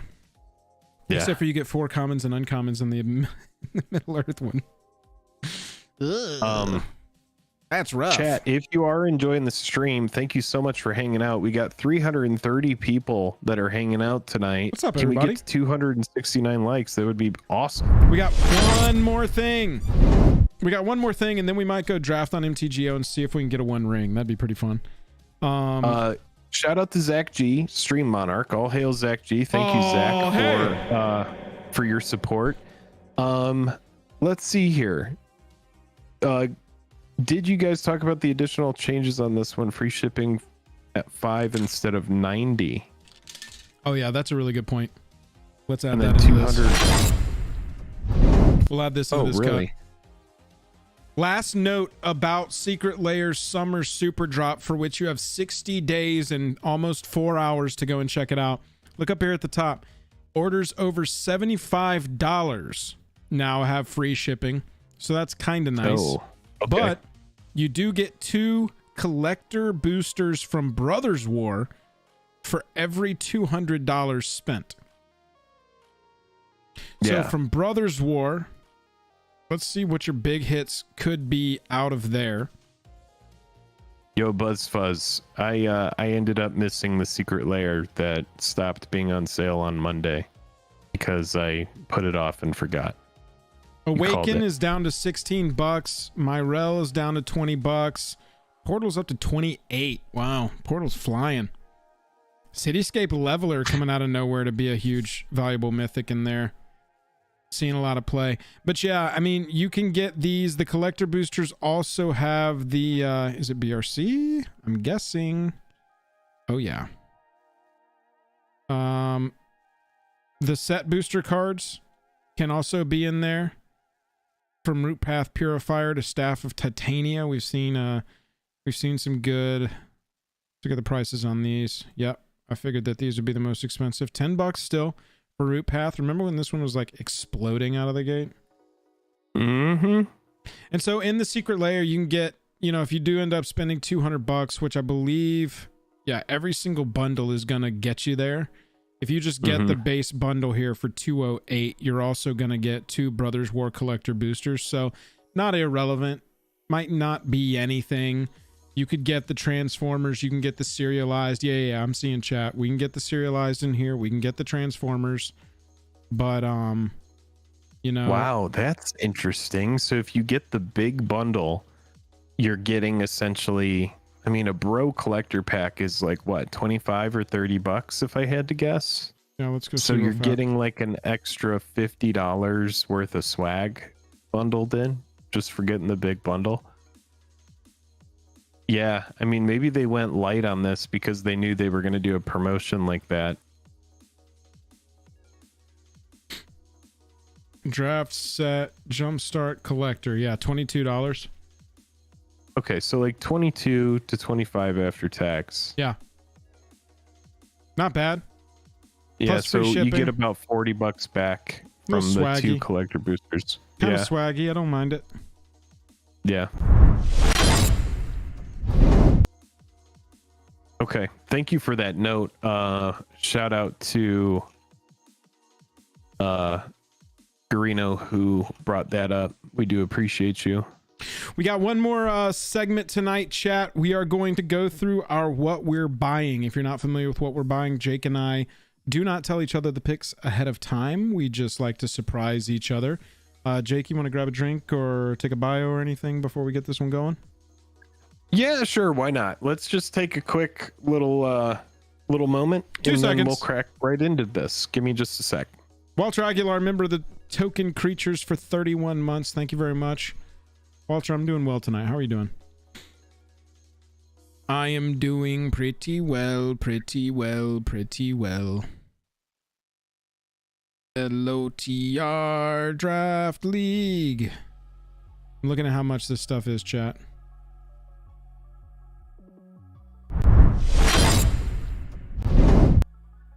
Let's see. On my account, I've got 4 tickets and 290 play points.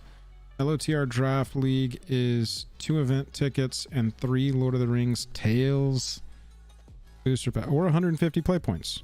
I got that. 290 play points. What's up? We can get in there with play points.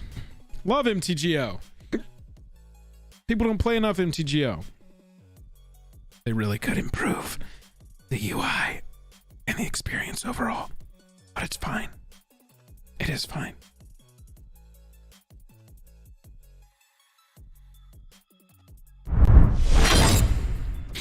Let's see. Let me log into.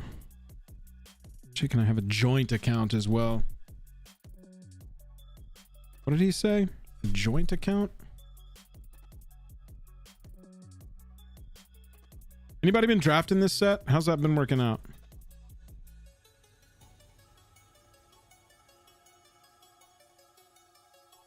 It was made in Windows 98, Hafiz.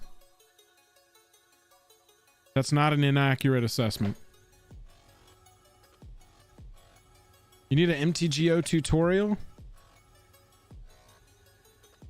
You and 12 other people. There are dozens of you. Yeah, Brody, for sure. I was thinking about that the other day. We'll get the hardcore squad going again.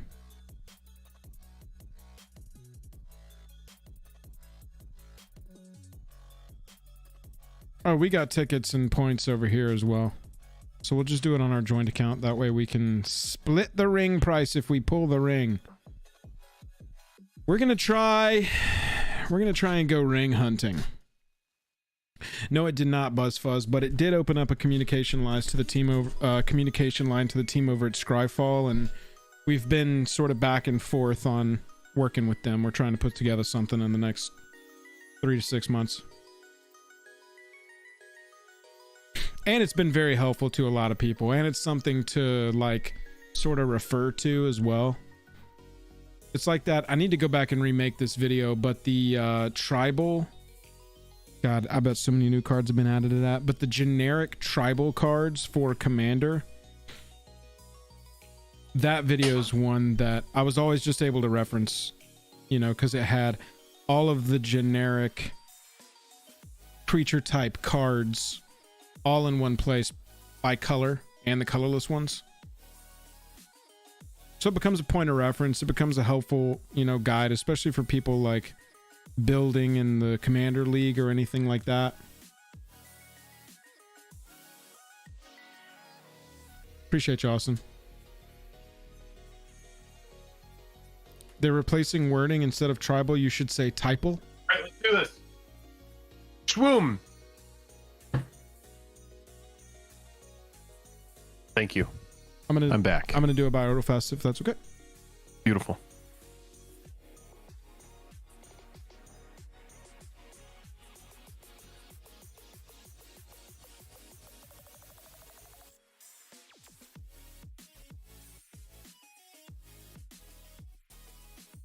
How's everybody doing there?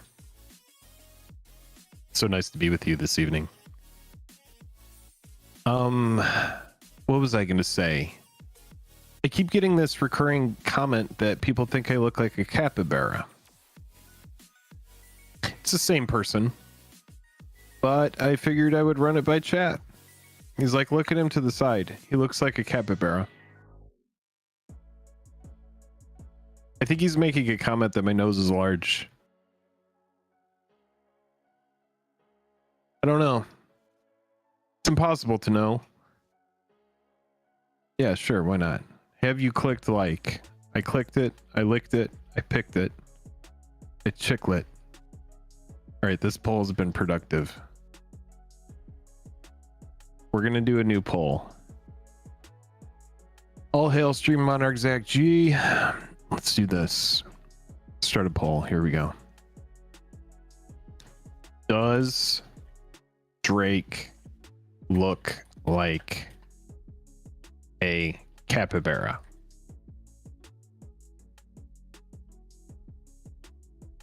I mean Jake, not Josh.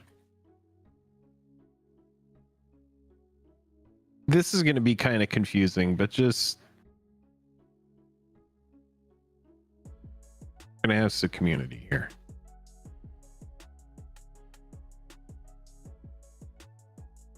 Not Drake. God damn it. Hold on.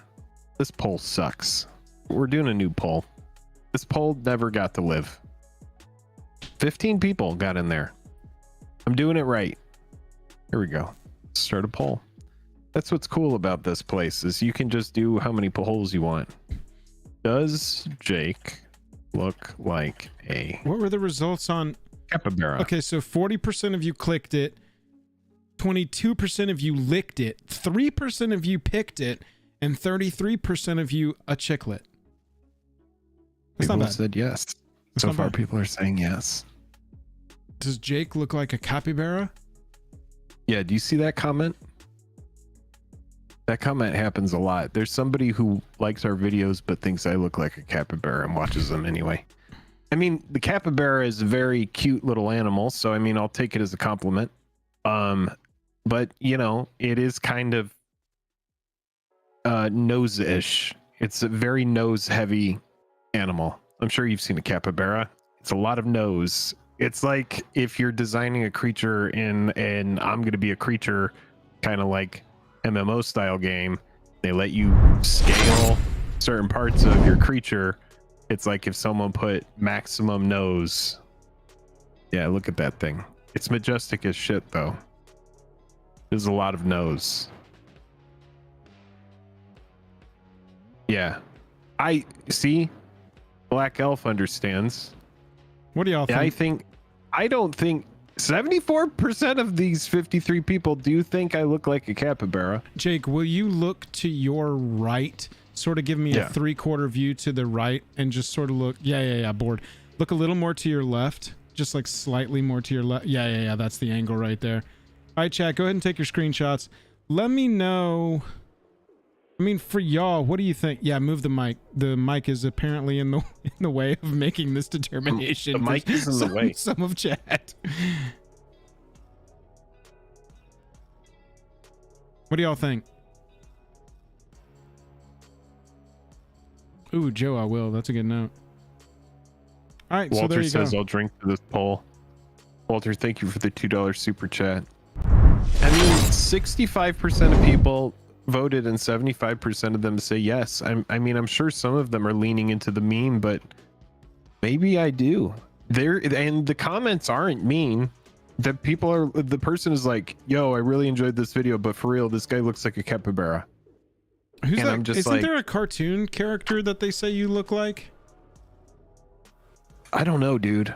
I don't know, but there was some old comment thing, that like, here's the cartoon character Jake looks like, and we Googled it, and we both just lost our minds.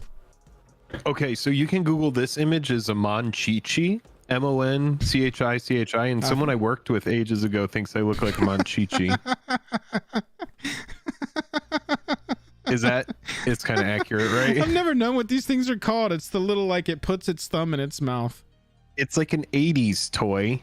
I was not into it. You likely did not have a Monchichi, I would guess. I think we had like a keychain Monchichi, you know. Yeah. But no, this one, yeah. I remember this one person I worked with when I worked at this pizza place thought I looked like this Monchichi thing.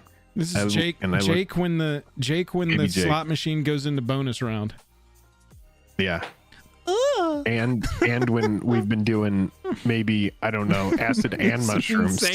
Some insane combination of psilocybin and LSD. Something happened. Yeah. Well, it's good we got that out of the way. Yeah, either a Monchichi or a capybara. It's one of the two. Yep. This has been another installment of Critical Moments that we hope you didn't miss. This is the most important part of the stream. This has been a moment of why you come to the streams live, because that will never be cut out and shown to anyone ever again. It will be hidden. Probably not. It will be hidden at the 1 hour 45 minute mark of a random late June stream. So that's right. Everybody just just an old stream in late June. It's just one of those late June streams. It was an evening of late June, and they had just finished a Commander Masters pre-sale price segment after talking about the new Secret Lair Superdrop that, despite having some cool goblins and the skeletons, subject of Monchichis once again arose in our stream. Does Jake look like a capybara? Well, it was time to dig in. We were about 70% of people think I do look like one. Yeah. Annie voted yes. So let's do this segment. I still want to try and pull a one ring in a draft tonight. That sounds like fun. 10, 100, 500, and 1,000. The rule of the game is that Jake and I make these picks independently. We are trying to surprise and delight not only you, but each other with our picks tonight. We're going to both talk about our picks at the $10 mark, the $100 mark, the $500 mark, and the $1,000 mark for what we would buy in MTG right now if we had to spend that money. So we like to go back and forth. Jake, do you want to start us off? You want me to start us off? Well, yeah, I'll start us off, and you know what? I can edit this one down, but let's. I just want to say thank you to Walter for the $5 super chat. Says if I want to send you two each a gift and a gift to do a giveaway with, where should I ship it to, or how do I proceed? Total of 3 items.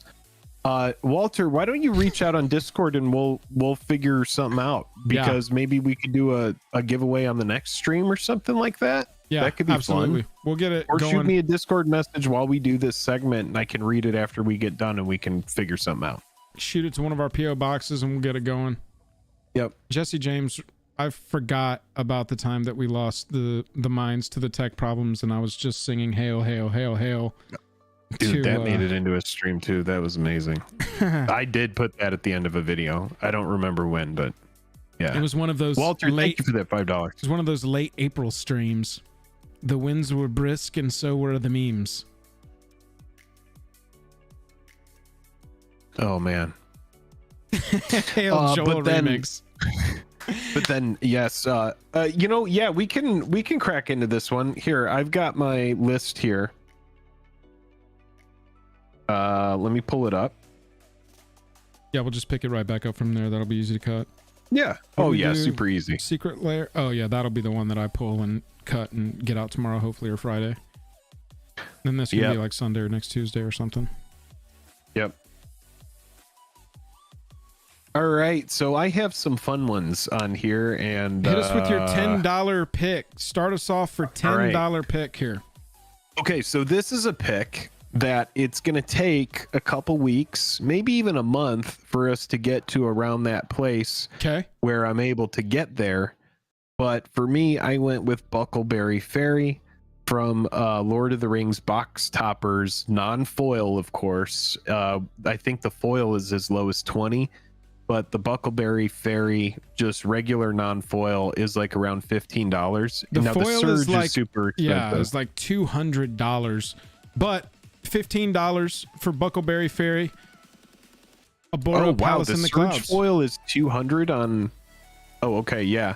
So for me, this is a card that I've wanted for a long time. I want it for Commander, and I also want it for Modern. I would probably pick up maybe 2 of them for Modern, but I think it's just a one of. But it's a fun mill card for when you have crabs on the table. and you want to be able to return a land to get more landfall triggers off of your crabs. Yep. It's like a one of in that deck, and this is a card that I've wanted for a long time. It's also very scarce. This is our first reprint of it in forever, and so because of that, that's why I have it on my list. Yeah, I like this pick. Any of this stuff from this set, bro, I just feel like it's so unreprintable that it's ridiculous. And so if you want, even though this is a Godzilla treatment of a card that is a real Magic card and can be reprinted, unlike Buckleberry Fairy, which definitely is just like, where the hell are we even going to see this again? It's a cool version of a cool card. And so I can definitely see why you'd want to make this pick right now. For my $10 pick, I also went with a Lord of the Rings card, and I went with the extended art version of Bilbo's Ring. Okay. This is a card that I think equipment decks are going to want forever, and it's called Bilbo's Ring. You can't reprint this in Modern Masters 2028. You just can't, unless they're just like, this is the Universes Within Master set. Yay! Yeah. This one is just so unreprintable. I think that's why I'm so drawn to singles on this set, even though I think that people should generally wait on singles because we got another reprint of this entire set coming in December. As long as it's your turn, it has hexproof and can't be blocked. Whenever equipped creature attacks alone, you draw a card and lose a life? I don't care about the rest. Those equipment decks are just like, oh, I get to attach things for free right out of my hand, right out of the library. Now it's on there and you suck. You can't do anything. Sorry. Yeah, it makes changelings good, or it's good for changelings for sure. It's only a one. Right. There's a lot of playability on this, is my point, and it's low reprint. It's one of these extended rares. Occasionally you get these extended art rares that kind of fly under the surface and are cheaper than their full framed counterparts. And so a lot of times there's a good opportunity to pick these up early, whereas normally I'd say let's pick these up late. But you can already see it's been fluctuating majorly. Sales history, we're looking at, 13, 15, 12. This one's on its way up. So right now at $10, this is a piece of equipment that I think 2024 rolls around and the Wylith player pulls out, slaps down Bilbo's Ring, absolutely connects and just starts destroying. You go, oh man, I need to get one of those Bilbo's Rings for my equipment deck. How much is that? $35! And there's going to be no opportunity to get it otherwise. So, don't want to cause a ton of FOMO here tonight, but that's what I think about the Lord of the Rings cards. Lord of the Rings is kind of like this scattered, there's secret stuff everywhere, and you really have to be a sleuth to figure out Commander Precons where everything is, you know? So yeah, this seems like a good pick. If it's only appearing in this one specific spot. Yeah, and it is good. Hexproof, unblockable, and draw on the attack, all on a card. Yeah, the equip is really a little bit high for sure. But we did see that one card just get printed in this set that says you can equip the first equip cost for free. Oh, and you can equip it in Pure Steel Paladin. The new one is called There's Forge a lot of ways Anew. to do it. There's a lot of ways. Arden, the commander itself, I believe, is all about, and I think it may even be 3 or less. At the beginning of combat on your turn, you may attach any number of auras and equipment you control to targeted permanent or player. So, I don't think you're too caring about equip 4 in a deck that wants this. And the decks that want this will definitely want this, in my assessment here. Let's go to the $100 level. Yeah, you start this one off. All right, for $100 right now, you can get the bundle, the Universes Beyond Lord of the Rings bundle. I'm looking for the individual one here. Nope, that's a case of them. Hang on just a second. Walter, I will look at it right after this segment. We appreciate the $5. Thank you again so much for the consideration of not only us, but a giveaway for a viewer too. We really do appreciate you, man. Lots of support, many months, and yeah, Walter. geez, a long time. Thank you, Walter. Much appreciated.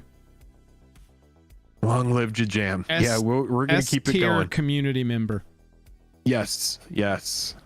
Universes Beyond the Lord of the Rings Tales of Middle-earth bundle. Universes Beyond the Lord of the Rings Tales of Middle-earth. Yeah. You can obtain right now for $100 less than. And I want to show you a little card. Not this card, Arden. This card, this popped up, dude. Well, it's This because for real of a little up. card called the One Ring. This specific treatment of it, which, I mean, looking at all the prints, pretty sweet. it's a pretty sweet version of this. I'm looking at the One Ring and it's like, fine, I know that it's one of one, but like this one kind of looks like the one I would be drawn to anyway. Right now, this card is $55. The bundle is $100. You do the math. It's auto included inside the bundle. I mean, having that is really good. And then you also get the set boosters, which, you know, I would value at maybe like $5 a booster. So, well, let's test that theory. Our set booster, that's our collector boosters. They are absolutely unbelievable right now. Yeah. Let's just pull up sealed product. That's really gonna help me. It's scroll crazy down how here better. much the serialized cards are propping up the price of that product, because set booster $6, $7. Okay. All right. Currently. So 6 times 8 is 48. So 48 plus the $50 ring. Yeah, it's like right around there. Plus you get the box. Yep. The box is cool. You get a couple other things. You get a full scene of cards, not just that ring. That's where the ring is included, is in a Frodo, Gollum, Sam scene. If you want to look at that, you can see it on Amazon. Amazon has the whole spread of pictures if you want to look at the different things that are included. But I do like your pick here at the $100 level. It's just not often you get guaranteed. Up, dude. Yeah, for sure. Yeah. I mean, you're talking about the set boosters contributing to the value, and that's at their pack value, right? We don't know what's going to be in there. It could even be better, could be worse. That's the nature of gambling. Yeah, you could pull another One Ring. Right, yeah. For sure, exactly. Yeah. But it's not often that you buy a product like this that is a loot box product that is just straight up like, look, there's a card that's in there that right now you could flip for $55. Dude, period. Brago can blink it, and it's really degenerate what you can do with it in Commander. And in Modern, you're kind of forcing your opponent to take a turn off. They can still do stuff, right? But being able to okay, think about it like this. You could have your ring build up with burden counters, and then when those burden counters get out of hand, just play a new ring and don't put any counters on it. Sacrifice the other ring that has the burden counters on it. You can get around it. So I do see how Modern players like it. That is what I would get at my $100 level. I want one copy of it. Yeah, my 100, dude, you know, we talked for a while about your $100 level, and mine is going to be a lot more brief, and we're playing one of our greatest hits tonight, and it's buy the fetch lands from Modern Horizons 2. I know that we've said it so much, but they've been infinitely cheap forever. They're just kind of like stuck. Look at this. Jake, there is a saved search that popped up in my Google that is set MH2 type land Oracle text pay and Oracle text life, because I know that will search up exactly what I'm looking for, which is these 5 lands. A search I have memorized at this point. And if you sort by USD, I bet Scalding Tarn's the most expensive. Shocker! And then you look here and it's $17.77. Only 23 for the foil. So if you want a bent copy, you can pay $23 for it. Yeah. Hold on here. Scalding Tarn Extended Art, for example, is $23. Let's just change this to get the full extended art. That's how we're going to differentiate from Modern Horizons. We'll change it up a little bit. This is a remix. It's not done by Gorillas, but it is going to be the extended art versions of the Modern Horizons 2 enemy fetch lands. We know them so well. We've talked about them at length. We know that they're good. DJ Khaled! You got DJ That's Khaled right. to do the remix on this one? I can't believe that we did, but I am excited about it. He made us make the same agreement that he always makes everybody make, which is I get to yell my name at one point. So Yeah. we have fulfilled our contractual obligation, Khaled. We're good. Yeah, pretty brief. $100 worth of the extended Modern Horizons fetch lands. Get them while Which they're would be cheap. the set. It would be the set. I don't think at this point that they're going to go back to them for a long time. They have been printed massively in that set. We have seen 2 the years ago. correction has been pretty much permanent. It's just absolutely nuked the price of these cards. I would wager that if this happens with the allied fetch lands, it's going to do the same thing. So if you're This sitting on those set- old allied fetch lands, I would just get rid of those while they actually have a premium. Yo, Because life as moves soon as they get fast. this, you remember when this set was like the big hot 2021, hot shit dude. set? 6 It was 18 like the set. 2021 was when it came out. That was 10 days ago, 2 years ago. We should do a segment looking back on Modern Horizons 2 next stream. Yeah, we should. 10 I think days that could be ago, good. 2 years ago, Modern Yeah. Horizons 2 came out. This feels like it came out yesterday to me. Yeah.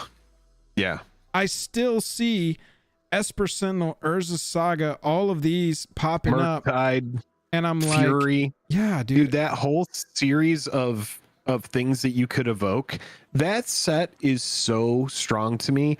And if you look at those collector boxes, they are massively under Lord of the Rings. And Lord of the Rings does have these cards that are extremely rare that you can find that are like lottery tickets. Yeah. But this set just has like a good suite of strong cards that, I mean, Urza Saga is in it, which This is down to just a 50 4 of- bucks. The most expensive card in MH2 is $50. That's wild. Non-foil, obviously. Yeah, because everything got absolutely decimated. Yep. Okay. Walter with the 5 says hot take: extended and normal printing are the same thing and neither deserves a premium over the other. I mean, we're getting Extended to that looks point. cooler. We're pretty close. I do like the extended. Dude, there's some people that are trying to make the full extended art commander deck like you're doing a retro thing. Mm-hmm. And so there's like people that really want those extended arts just so that they can, you know, make a deck that's got that whole aesthetic. Jake. Yeah. $500 level. You're up first. All right, so this one's going to be a hot take, but I can admit, Oh, God. you know, like, no, here's the thing is I've been very bearish on this product Oh, God. ever since I've seen offer after offer and this and that. Here it comes. But I Everybody for the only- last listen 3 to me, weeks, he's though. been going, Listen. don't buy, don't buy, don't buy. No, And now he's like, no, I no. bought 6 cases. No, this is the thing though, is that because there are so many eyes on it, I like it and I like it one way. What way do I like it, chat? I like Straight it up sealed. the- oh, I sealed. only like it sealed. I do not like it in any other fashion. I still believe if you're buying it to open it, it's an extremely poor choice because your odds of finding the heat are so low. So at 500, are you just going one collector box? I'm going one collector box and it'll be a little under 500. It would be like 470, but it would be a buy and hold and keep sealed. I would never even consider opening it, So even a little bit. let me ask you It's this. for the hardcore people that are chasing the serialized For soul sure. ring Right. years after That the is- ring is gone. That is my hesitance on this, Jake, because obviously this was the easy or correct or the go-to answer for the $500 level this month.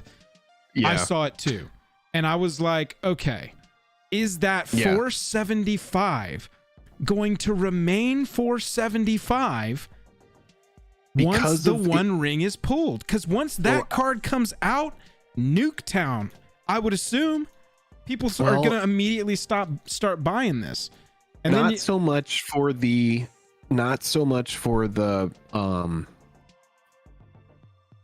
the one ring or the surge foils, but the serialized soul rings. I Yeah. can see being a thing that people chase for a long time. What if this is the only time they serialize MTG players? It might be, but it's well, number one, that wouldn't make too much sense. They've got to blow like a 1 of 200 or a 1 of 10 or a 1 of 100 or something on Soul Ring maybe in traditional IP, because all the stuff in Elvish is cool, but fine. It's not NIP, and I think that would pull higher on a serialized Soul Ring than a Lord of the Rings version of it. Jake, nobody's making videos. Charlie and XQC and PokeRev, they're not making videos chasing serialized Soul Rings, pal. They're making videos chasing 1 of 1 ring. And these MTG players, I think you're absolutely dead on. I think that, sure, MTG players, collectors in years will still be like, we could get a serialized Soul Ring in this, but that doesn't. The push from other bigger channels and bigger fandoms has brought, for lack of a better term, tourists to the game 100%. that want to come to the casino. Welcome on in. They want to go to the casino, and they want to put their money down, and they want to. But they're looking for the 1 ring. They're not they don't care about Soul Rings. I will say that PokeRev did know about the Soul Rings. He was excited if he could find that. So there are people that are talking about those. But yeah, I mean, for as long as those Soul Rings are able to maintain that high price point, then that's just another thing for fish to chase after. But yeah, I mean, if it's 1 in 150 boxes, you just have that FOMO years down the line of like, oh my God, they never found, 420 Elven Ring. I'm on the 420 Elven Ring hunt. I'm going to open every box until I find it. I don't know if that's going to happen. That's pure speculation. Sure. Well, mine that the box will tank after the 1 ring is found is also speculation. That is what my brain was trying to, like, it couldn't reconcile. Okay, right now that box is almost $500, but that 1 ring hasn't been found. And then I'm like, part of my conspiracy brain is also like, bro, if I was Card Kingdom or I was Star City Games and I pulled that, I ain't telling nobody, son. No one's gonna know about it. No one's gonna know about it. The other thing I had at 500, my boy, was another greatest hits, and it was Bayou. But I was like, no one's gonna want to hear that I would buy a revised Bayou at 500. But I would. No, for sure. I'm not knocking your. This is just me conversing about this purchase right now as a purchase, because I want people to think before they go buy it themselves. 100%. I had to really check myself before I came to this pick for 500. Yeah. And the reason was because when I made the video that was high risk, I still believe it's high risk. And the way that I framed that video is that anybody who's opening it, 99% of people that open those packs are going to lose out. For sure. And I still maintain that and believe that. That said, a sealed box is like, it's an unopened product. It's just a new thing. It's its own entity. And so I'm buying this for the specific, after they had the Charlie pump and then the PokeRev pump and all these other people came to the game. Then I was like, okay, these boxes might really get soaked up. If XQC actually spends $500,000 buying boxes, and even a small amount of people that follow him are like, oh, well, I'm going to go on this journey with him, fuck it. Then all of a sudden you have these boxes actually get soaked up, when I was absolutely bearish on them. And I was like, no, this price is super high. I still believe the price is high. But I think sealed, it might actually maintain its price. It very well may, and it might even go up even more. We'll find out if the card ever gets pulled. We will find out. We'll be able to look at it 2 weeks after it got pulled. The way you're describing, Jake, is the only real way I think that we're going to find out that it has been pulled. If we were to find out within this year, I would assume it's some streamer or some content creator that will profit more off of the knowledge of them being the one that pulled it, more than holding it and selling more collector boxes at $500 a pop, like the big stores could do. It's funny because this product in a lot of ways reminds me of Nvidia, which is kind of like propping up the whole stock market. this card right now, We got or there, this chat. this product right now kind of reminds me of just like, it's so overpriced and people are just like FOMO buying it anyway, Right. even though the risk is extremely high, especially the people that are chasing any of the stuff in it. It just feels like it's way overpriced, but maybe that's actually what it's worth. It's yeah, it's a weird one, man. It's a weird one. What do you have at 500? Last thing I would say about this one is, if you go with this, I would definitely go to Target and get one of those acrylic cereal airtight sealing boxes, you know, that are like shaped like this and about this tall, about the size of one of these. You could probably fit a couple other collectibles in there too, but like a $500 box. I mean, what were those Urza Saga boxes? Those were like $750, right? That you sold a few years back. I bought when that was 2017, when Rudy was talking about Urza's boxes are going to 5,000, and we bought one for 800 and sold it for 3,200. Gotcha. There you go. Yeah. So, I mean, any boxes that you're buying that are between 500 and 1,000, this is just the kind of thing where it's like, water emergencies happen. I'll tell you, I work in facilities. Water emergencies happen. That's all I'm going to say about that. God. Let's go to my $500 pick. God, dude, imagine the One Ring getting destroyed in a water emergency. Don't want to. Goodness. I'm very good on not that being the case. I want to take us to a set called Unfinity for my $500 pick. Jake and I stumbled across something very interesting in our last stream from a community member's suggestion, and that is the current price of the non-Galaxy foil borderless Shocklands from Infinity. What I want to do... So they're foil, but not Galaxy foil. These are not foil, not Galaxy foil. Just... Oh, they're just non-foil. Borderless, correct. Okay, cool. I'm looking specifically at the non-foil.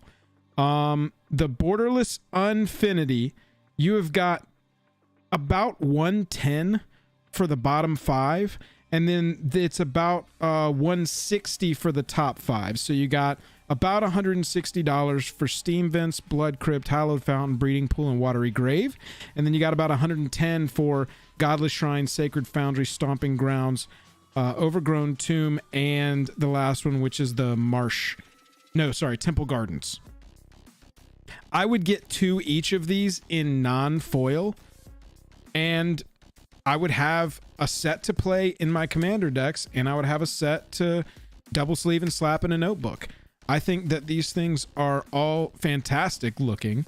I think that obviously it leans into the sci-fi theme really hard with the art, but at the end of the day, they're Shocklands. We're gonna see Shocklands at some other point, and so, you know, this pick here may age like milk, because the potential exists for these to drop another like $5 each maybe. But looking at this, $33 being the most expensive one, this is kind of like your pick with the fetch lands, Jake. The risk here is just low. Super low. It's a Shockland that's playable in every format it's legal in. This is a borderless, full art, cool templated version of those. Not just borderless, like the art is extended up and down too.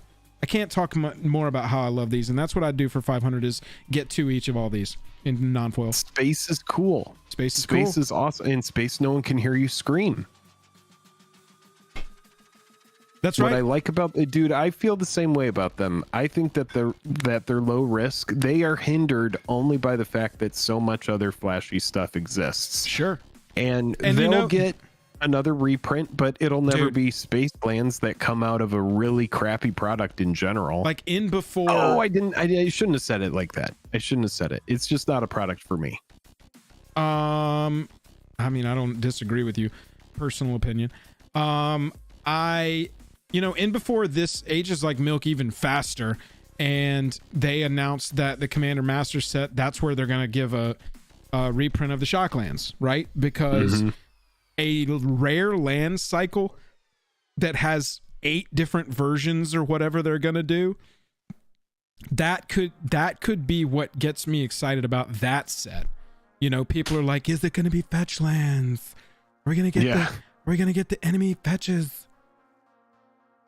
No, the allied fetches. We just got the enemies, right? Yeah, it's the allied fetches we need at this point. Yeah. But we kind of need Shocklands as well. I mean, looking at the Shocklands would not be a bad inclusion in a commander product. I'd be fine with that. $15 for the return. Wow, these have actually dropped. Not gonna lie, these have dropped from what I thought they were at. $15 being the cheapest one for the return to Ravnica copy. But still, I like these. This is what I would do the 500 on. You know, it's a treatment that you won't see again, at the very least. Right. So exactly. I guess it's on me to do my $1,000 pick first. Yeah, I think so. And then I'll end it up with mine. Mine's a pretty dank one. I'm excited to see what you came up with. What'd you pick? All right, so eyes that have been very, very looky during the stream have seen one tab up here that I haven't clicked on yet. And the tab has the eBay icon and it says MTG Liliana Dreadhorde Genera. Oh, really? For my... Let me preface it by saying this. The $1,000 pick is really just like a whatever, an unlimited budget pick, right? Like, this is a fun fantasy game. If you're gonna spend $1,000, why not spend more, right? That's how I look at the $1,000 pick. Sure. I think that, you know, it can just be like, oh, I mean, this is a hypothetical. If we had money that we had to spend on Magic, what would you spend the money on? That is the whole point of this segment. So this is my I don't think any answer is wrong. I'll call it my $1,000 plus pick. I found this on eBay. This is a completed listing. For a foil Amano Liliana. No. It was listed at $1,575 and it was best offer accepted. Wow, someone actually got out and sold it. And so that is way under. Yeah.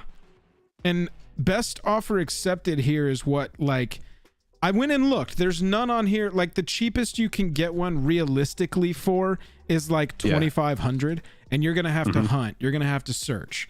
You're not gonna be able to just like Google that up and go buy one and it's here tomorrow. But when I saw this best offer accepted for a $1,575 Amano, and I mean, look, they said that is the corner.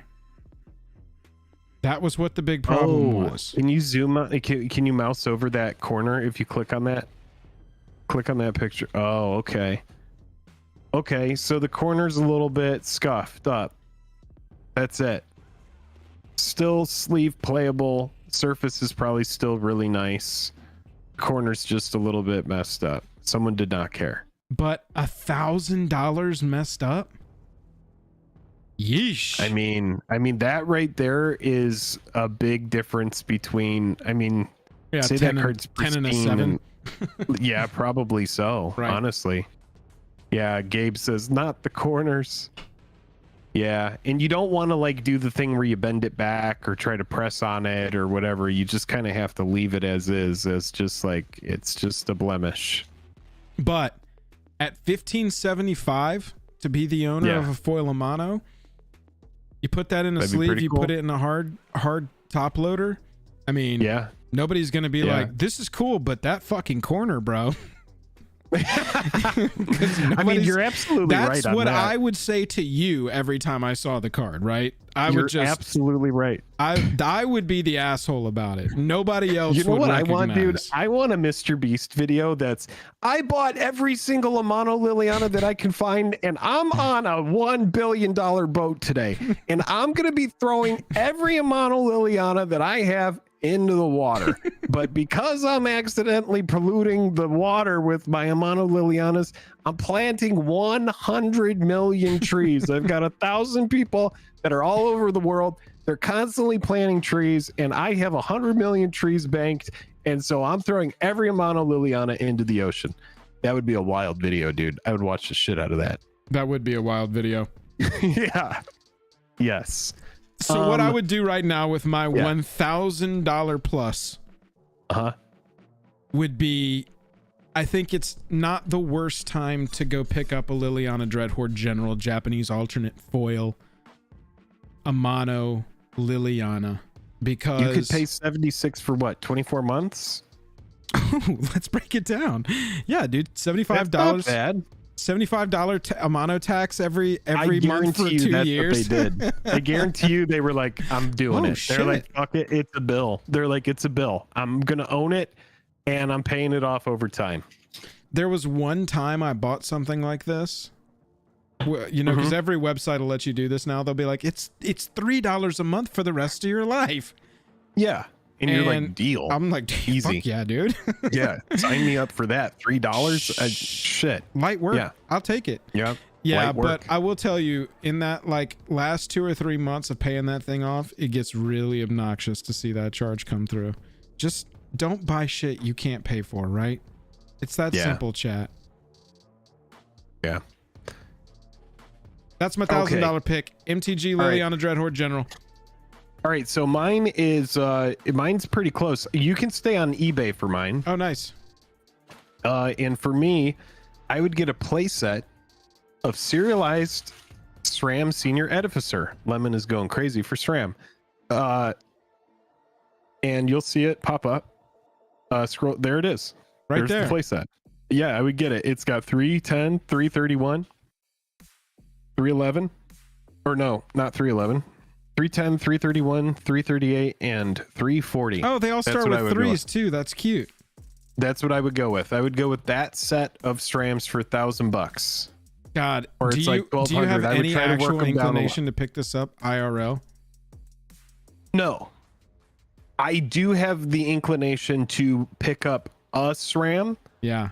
for like 150 because I saw a couple offers were on there for like, you know, like or 200 or best offer, and maybe I could get a good offer in there on one of those cheaper ones. I'm 75. Buy it now. It's honestly not bad to have one of the serialized SRAMs. But this kind of, you know, when people talk about the sports card thing where they're like, yeah, there's some serialized cards that aren't worth like $1 or whatever, you know, that's kind of scary. But with MTG, the cards are always playable. You know, baseball cards are nothing more than, yo, dude, check this out. Oh, yeah, this is great. This looks cool. You know, at least with the SRAM, I can put it in a deck or whatever and don't sit here and justify this to chat right now. Don't do this. But $175 for a serialized one? How many SRAMs do you have? I don't know, like 100. I could probably trade those in and get this big SRAM. Yeah, actually, that's not a bad idea. You use my baby SRAMs to get the big SRAM. Right, maybe that's what all this has been for. There was a butterfly. A butterfly landed on a booster pack years ago and showed Jake SRAM Senior Edificer, and he picked that pack up and opened it. And here we are, 200 copies of SRAM later. You could sell them all for $1 a piece and get this and have money for lunch left over. Yeah. Yeah, I mean, here's the thing: is no one's focused on this set. No one cares about this set anymore. This set is old news. Yeah, dude, we're on. So you can kind of like come over here and be like, you could be like, March of the Machine, what's in there? But yeah, because yours was kind of like a meme as well. You were like, I'd go with the Amano Liliana Dreadhorde General foil. I would go with, if I had to spend $1,000 on MTG and someone was like, you were doing it. It's either I can either go and I can be like, I'm going to buy Nether Void. I'm going to buy Change of Mephistophelies. Or I can be like, I would get the 4 serialized SRAMs, and that's what I'm getting on this, what I'm buying. What was it? July, what we'd buy. What we'd buy July. On this episode of What We'd Buy July, at the $1,000 level, I'm getting the SRAM Senior Edificers. And because this is an edited stream cut in the future, you didn't know that I messed up previously, and I'm going to cut this part out as well. You'll take your collection of SRAM Senior Edificers from 200 to 204 for the cool price of $1,200. That's right. And see, now I'll say, awesome, Jake, this is a really good pick and awesome. I have no other notes other than just fantastic pick, and I couldn't be more happy with how you chose to spend your $1,000. Yes. Now, see, you can edit that piece to be all I say, and you can cut out everything else where I'm like, stop standing at the head of the class in front of me in chat and try to validate the fact that you want to purchase these 4 SRAM Senior Edificers. let's just say this. This is over If I bought 250 a this- SRAM. This is nearly if I 300 a bought- SRAM. Listen to me. If I bought Jesus. all of these, I knew you were going to love this pick. If I bought all of these, I would have. Are you ready for this? Yeah. 125th of the SRAM serialized market. Look, Don't you understand? That's what this has turned into. look, you could get a copy of SRAM for a quarter, Oh man. or you could This is pay funny. more than the premium Yeah.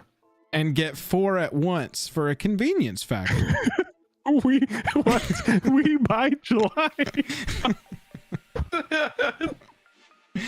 Oh God. Oh, dude. Yeah, this is easily my Well. favorite episode of this that we've done. What we'd buy July. What we'd buy July. We need to at least do that every July. 100%. 4 SRAM senior editors. That's what we'll pick back. We'll check back in. And chat, come up with something good for August. Both of our brains just went, can we improvise anymore? I'm like, what can we do with August? I'm trying to think of August.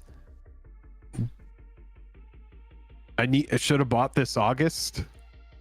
It's kind of an off rhyme. Let's go. What we bought August? I don't know. What we August. Jake, we Perfect. have 150 play points in our account, and Oh, God. a limited draft league of LOTR costs 150 play points. So if we can pull a one ring, we can just sell it for like $100 immediately, make $50 on artificial play points for MTGO. What do you say? We could just spend that because it's going to be in ticket form, right? So we could just use those tickets indefinitely on other shit. Okay, if we're going to do this, if we're going to roll the dice, I'm going to keep it safe. Give me 10 seconds here. Yeah, really, really fast. Let's get it going. Starting Yeah. midnight. Okay. I know. We'll probably just draft and do one round or Yeah. something, right? Yeah. Okay. Sounds good.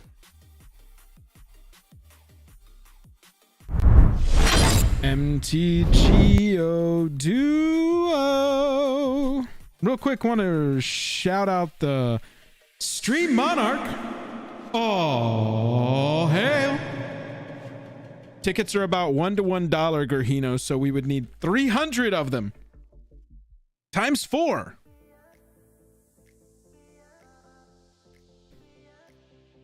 I don't think that's what you should spend your money on. Oh, hail, the Stream Monarch Zach G.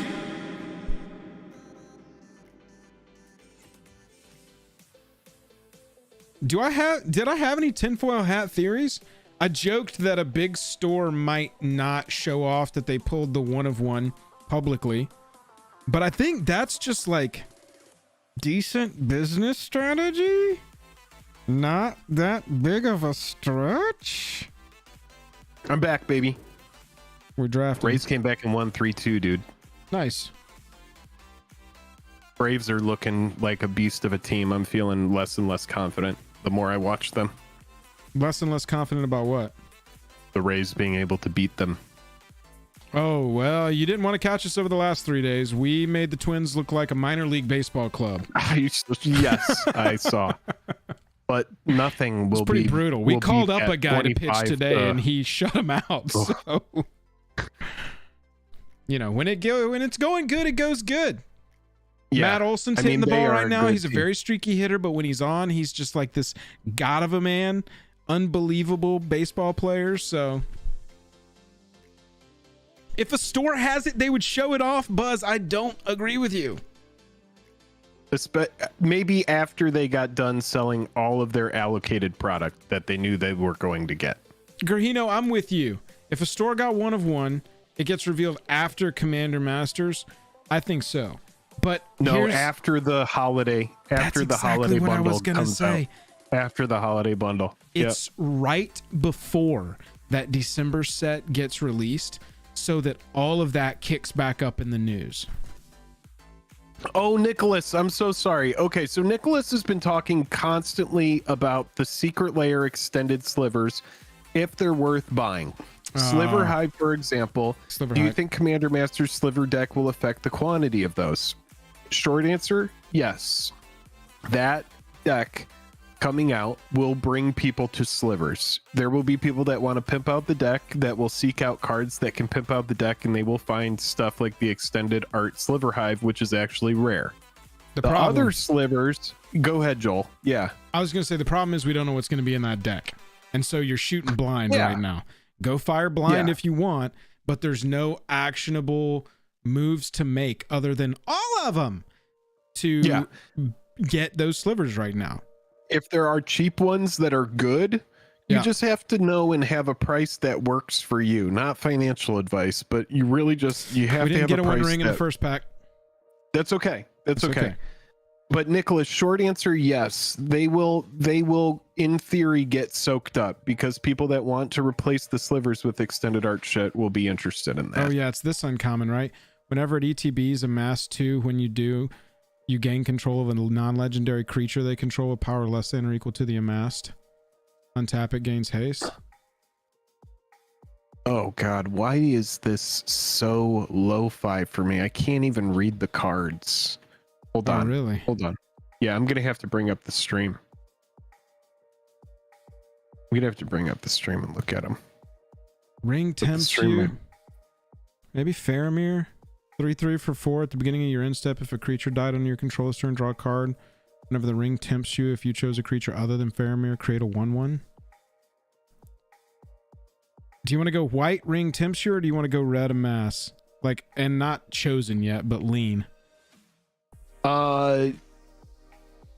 You pick, because I can't read anything yet. I'm trying to figure out why I'm having trouble reading any of the cards. I kind of want to go amass again. Okay. You go with what you feel. Oh, Foray of Orcs? Hell yeah, dude. When you do, Foray of Orcs deals X damage to target creature, where X is the amassed army's power. Oh, that's not any better. Got back-to-back good red amass cards. Another Theoden or another human enters the battlefield on your control. Target creature gains double strike until end of turn.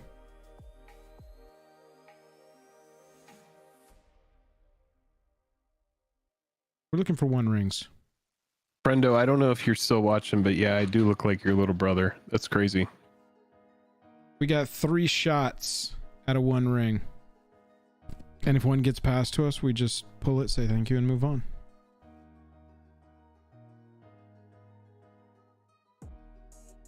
I wonder why it's so lo-fi for you. Let me just try and restream again.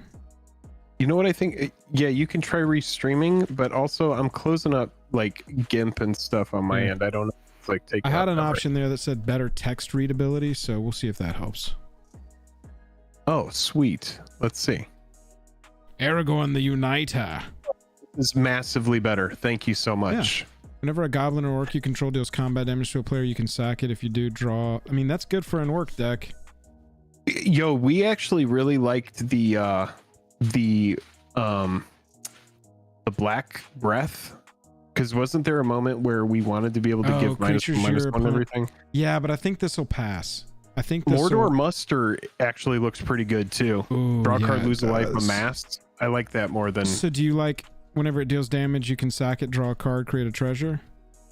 Draw a card, lose a life, amass. That seems really good for our deck. I think we'll see that orc again. I think this card is going to fit into a lot more stuff. Well, I think that this too, like, we could get 4 of these and never care. We could get 5 of these and we'll want to run them all. Yeah. If that's our turn 2 every game. If amass is actually good. We have a very small sample size, chat. If you've watched a lot of limited of this set, we have not played a ton of this. Jake has played it live, I think, and I think we played it 2 or 3. We picked the common over Aragorn. Everybody's like Aragorn, but 4 color is so tough. We're trying to play. Oh my god. This is that uncommon, dude. This is that uncommon. You remember we drafted that deck and then we got disconnected right before we got to play it? ETB's target player mills 3, then amass X, where X is the number of instants and sorceries in that player's graveyard. I think we could do Grixis. Potentially. I mean, if we come across enough blue and black, we can pivot, but just splashing for mouth, it's a 5-mana creature. That's not terrible. Yeah, we just have to look for the land that caters to that. And if we see it, we have to prioritize wave at it as it passes. Yeah, I would just take that. That's a good take. Yeah, It could wield. I submit also right now. like Lash of the Balrog, but it's better than Lash of the Balrog. Yeah, and it's an uncommon. More uncommons we can find spots for in here. Mm-hmm. Whenever it or another creature you control with 4 or power dies, amass 2. I mean, that's not terrible common for us. +1/+2 gains death touch until end of turn. That's basically a removal, but we're sacking that creature potentially. Yeah, that's a removal. The creature's gonna die, right? And then return target creature or a bonk. Return target creature from your graveyard to your hand and the ring tempts you. I like the high cost. Yeah, me too. I think that's good. I think us having another thing at that 5-drop, we don't need many more 5-drops. Mortar Muster. Whenever another creature you control dies, I'm all about that. All about it. Every time we see it. Whenever another creature you control dies, put a +1/+1 counter on Ugluck. If that creature was a goblin or orc, put 2 counters on it instead. I mean, that feels like that's exactly what our strategy is, right? That creature was a goblin or orc, put 2/1. I like the club. Whenever another creature you control dies. I mean, that's not a bad idea. It's not bad. I also like the draw. Yeah, I mean, generally all 3 of these cards are good for our deck. I think we're gonna like seeing like something like this more often. Any target. Yeah, I also am like down that. for the draw. Just like take the draw every time. I'm kind of fine with that. Trebuchet. Yeah, dude, we take the trebuchet. Trebuchet. 100%. Yeah, if I see Mordor Muster, I will more graciously align it we'll with just our consider interests. it. We'll consider it. Yeah. I'm just looking for boosters 2 and 3, baby. I want that 1 ring. We're gonna sell it for a cool 50. That's the goal, man. Get the 1 ring and flip it. Like we could either just both pocket $50 the... or both absolutely outfit our MTGO accounts. Yeah. I mean, I'm fine with just loading the thing up with tickets. I know that we'll do this kind of stuff more in the future and just always have them. Man of any color? Ring tempts you, man of any color? Return a creature card from your graveyard to your battlefield. Or creatures we control have haste. I kind of like... creatures you control have haste is pretty good. I do like the... I don't hate the mana fixing. Yeah? It's not bad, and it has a ring tempts you attached to it. What is the casting cost? 3? 3. I don't know why it's so lo-fi for me. I think that we would end up... I think we're going to cut either of those cards, honestly. All right, so we're back around to the beginning. We've actually seen Morgul Knife Wound be a decent removal. It's -3/-0, really and good. They have to exile it. Yeah, I think that's the pick here. I like that. Yeah, I think I'm gonna put this one over here just because I would count it into our manas, and I think that we'll end up cutting it, especially if we can go low. If we can get some, we got to get some 1-drop orcs or goblins. Yeah. We don't need any this is just of not these a pack cards. for us. Oh, a Mass Orcs 3. That's not bad. Oh, yeah. I'd just take that. That's fine. Black Breath. And this is a permanent tap. Yeah. At least it's in our colors. Hey, another one. Another inherited envelope and another Black Breath. All right. 1 ring. These are my, like, probably not playables. I think you could run the 4-drop blue card, but it depends on our fixing. They're surrounded by orcs. Yeah. Actually, that I think it's a strong card. It's a strong card. Yeah. We didn't like having 2 of them. We never wanted to see it twice in a game, but seeing it once in a game, not terrible. Yeah. It could get cut. I'm not going to run 2 of those. There's not a lot of worlds. Damn. All right, no ring. 4/4 flyer. When it ETBs, each opponent sacks a creature. Create food for each creature sacked this way. That plays well with improvised club. I 1,000,000% love that card. I would not. That's a bomb. You do not pass that in limited. That will be our That is a 6 big. drop. That is a big black 4/4 flyer. That So is troll is good. Can't be blocked except by 3 more. Yeah. Troll is a really good bomb, but we got a 4/4 flyer. Too. A 4/4 And flyer it's that makes cycle. him sack a thing, and we get a token that plays well with Improvised Club, which we want another copy or 2 of. There's the land you were Enters talking about, battlefield, Jake. each opponent sacks a creature. I feel like that's pretty good. Comes with that's a 2-for-1. Yeah, I like it a lot. And we'll get there. Thought we were gonna have another pack ready. Sorry. No, that's all right. Feel like LOTR was another cash grab. Way more excited for Commander Masters. I don't want to freak you out, but every set is a cash grab. It's true. This one was pretty intense though. Yeah, with the you're 101 right. They rank. went over it. So I mean, Goblin, 2/2 Goblin. Oh, whenever. Oh, yeah. I mean, it's okay. All right, is that worth it? Exile 3 cards from your graveyard. Create 2 treasure tokens for 4 mana. I just feel like I'm never gonna hate dropping a 2/2 bear that gets blocked like a 3/2.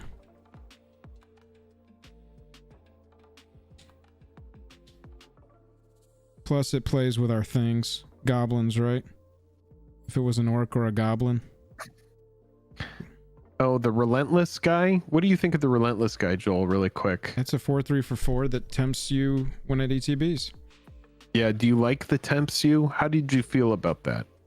I'm down with the 2-drop. Yeah, I feel like right now, Goblin and Orc as keywords is going to help us more with some of these other synergies that are in the set.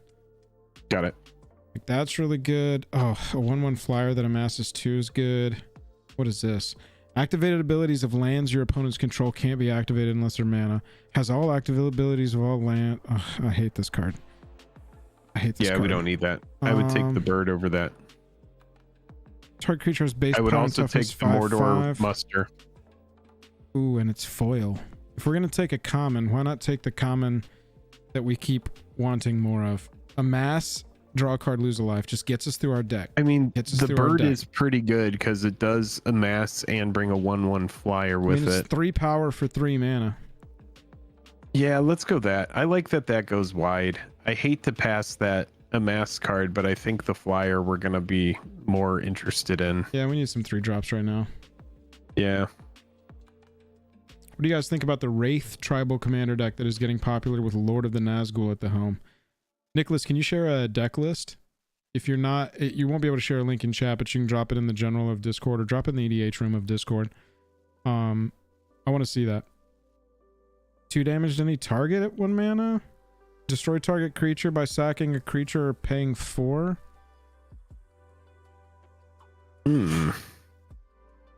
5 mana, 4/5 orc, pay 1, sack a creature, draw a card, create a food. Probably removal, right? Yeah. Yeah. Yes, definitely. Definitely the At the removal. end of the day, it says 5 mana, destroy target creature. And so if they got one thing keeping us from attacking. Yep. And if we have something that's pacified, it makes it so much easier to pick what we're sacrificing. That is true. That is true. Cards like that gain value in limited. Rank 5 in the last week on EDH Rec. Oh, nice. Nice.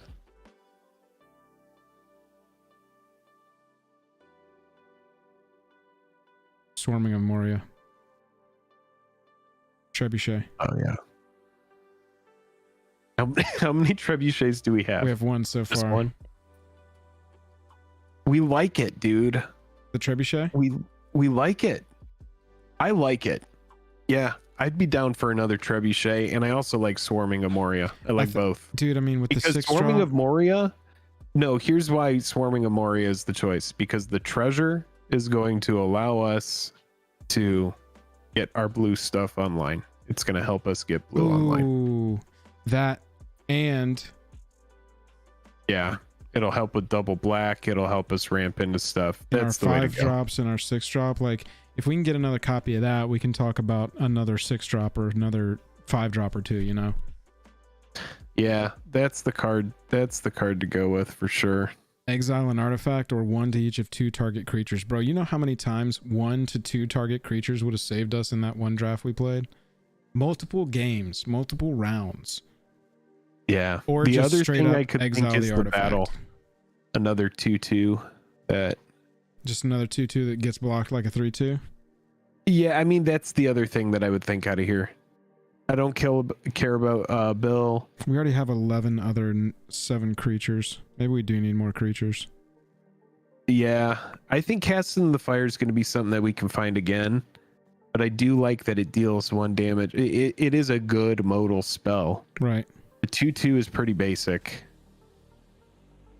All right, we have 7 creatures. I just took out the cards that we might not end up playing. Yeah, see, this is what I'm talking about. Target creature gets +1/+0, gains first strike until end of turn. If it's a goblin or orc, it also gains haste until end of turn. Do you like that as a trick more than you like +1/+2 and death touch create a food as a trick? I like the thing that creates the food because it plays with our improvised club. Improvised club, you can throw food at their And face it's for also 4 damage. It also helps us trade upward. So, yeah. Destroy target artifact or land. Creatures without flying can't block this turn. That could I be would just huge. go a second lash. Second lash and then be done with the lashes. You think we're going to run 2 lashes? Yeah, I mean, it is destroy target creature. I mean, I will never hate having that card. I don't think we need a third one. Another one. Yeah, like we could pick that up there. The flyer's not a bad 3/4 ETB scry 2. Oh, interesting. That's not bad. And it's only 1 blue pip. That's not bad. I don't hate that. That could be our last 5 drop. We could pull it and see if there's something else that comes up. Yeah, we might end up. I think we're more likely to run this. No. Okay. It's kind of a tough call. I mean, 3/4 flyer in limited is good. Yeah, we'll just pull it for now. Nothing here. And this, I would go the island.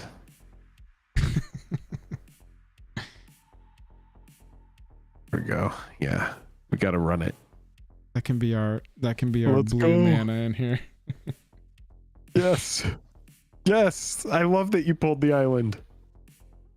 We're hunting for 1 rings. We got 1 pack left to hit a 1 ring. I know. God, I hope we get it. So you missed drafting Neo Kamigawa? Yeah.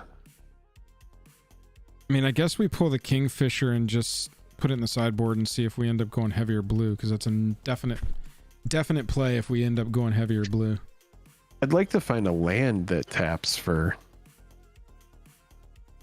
I haven't drafted before. Why take a land? Oh, it's a special version land, and there was nothing else in that pack that we wanted anything to do with, so yeah, it was just like a fun kind of a meme. Yeah, it was like there's nothing else here, so we'll take the land because of a mountain. Yeah, right. Like 100%. Right now, we'll just pull the mountain. That can go in a deck on this account. That can go in this. That can go in this deck. Oh yeah, that's right. That's true. You can play the mountain. Yeah. Okay, here's a 5 drop that we'll end up cutting. Sack another creature, draw a card, create a food. I mean, potential. Yeah, potential. I think Someone somebody's in our home. colors for sure. Someone's outside Jake's house lighting fireworks. Someone lit a firework. Did you hear that? That was loud as fuck. That bang, yeah. That was a firework? Yeah. I think it was a firework. Oh, geez. I was joking. I think it was a firework. I don't know what it was, but it was very loud. Whenever you scry. Right.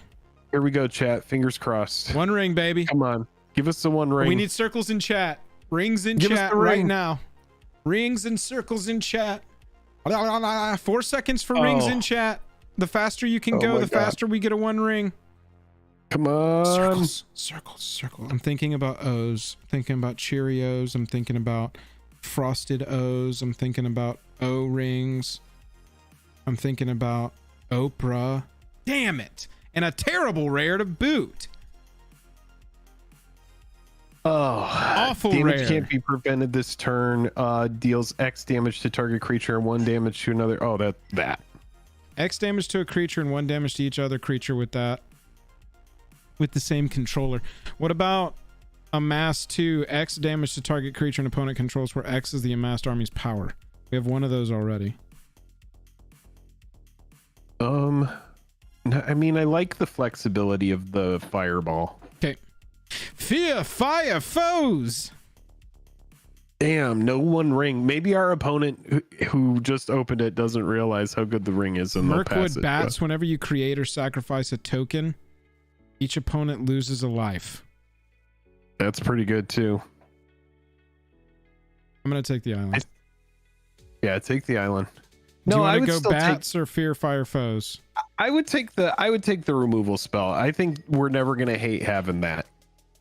The bat is good, but we're not gonna find another fireball. Oh, bats and trebuchet is a good one. We only ended up with 1 trebuchet so far, though, chat. We're not really on the trebuchet meme, so to speak. Oh, we got that and then never played it that one round.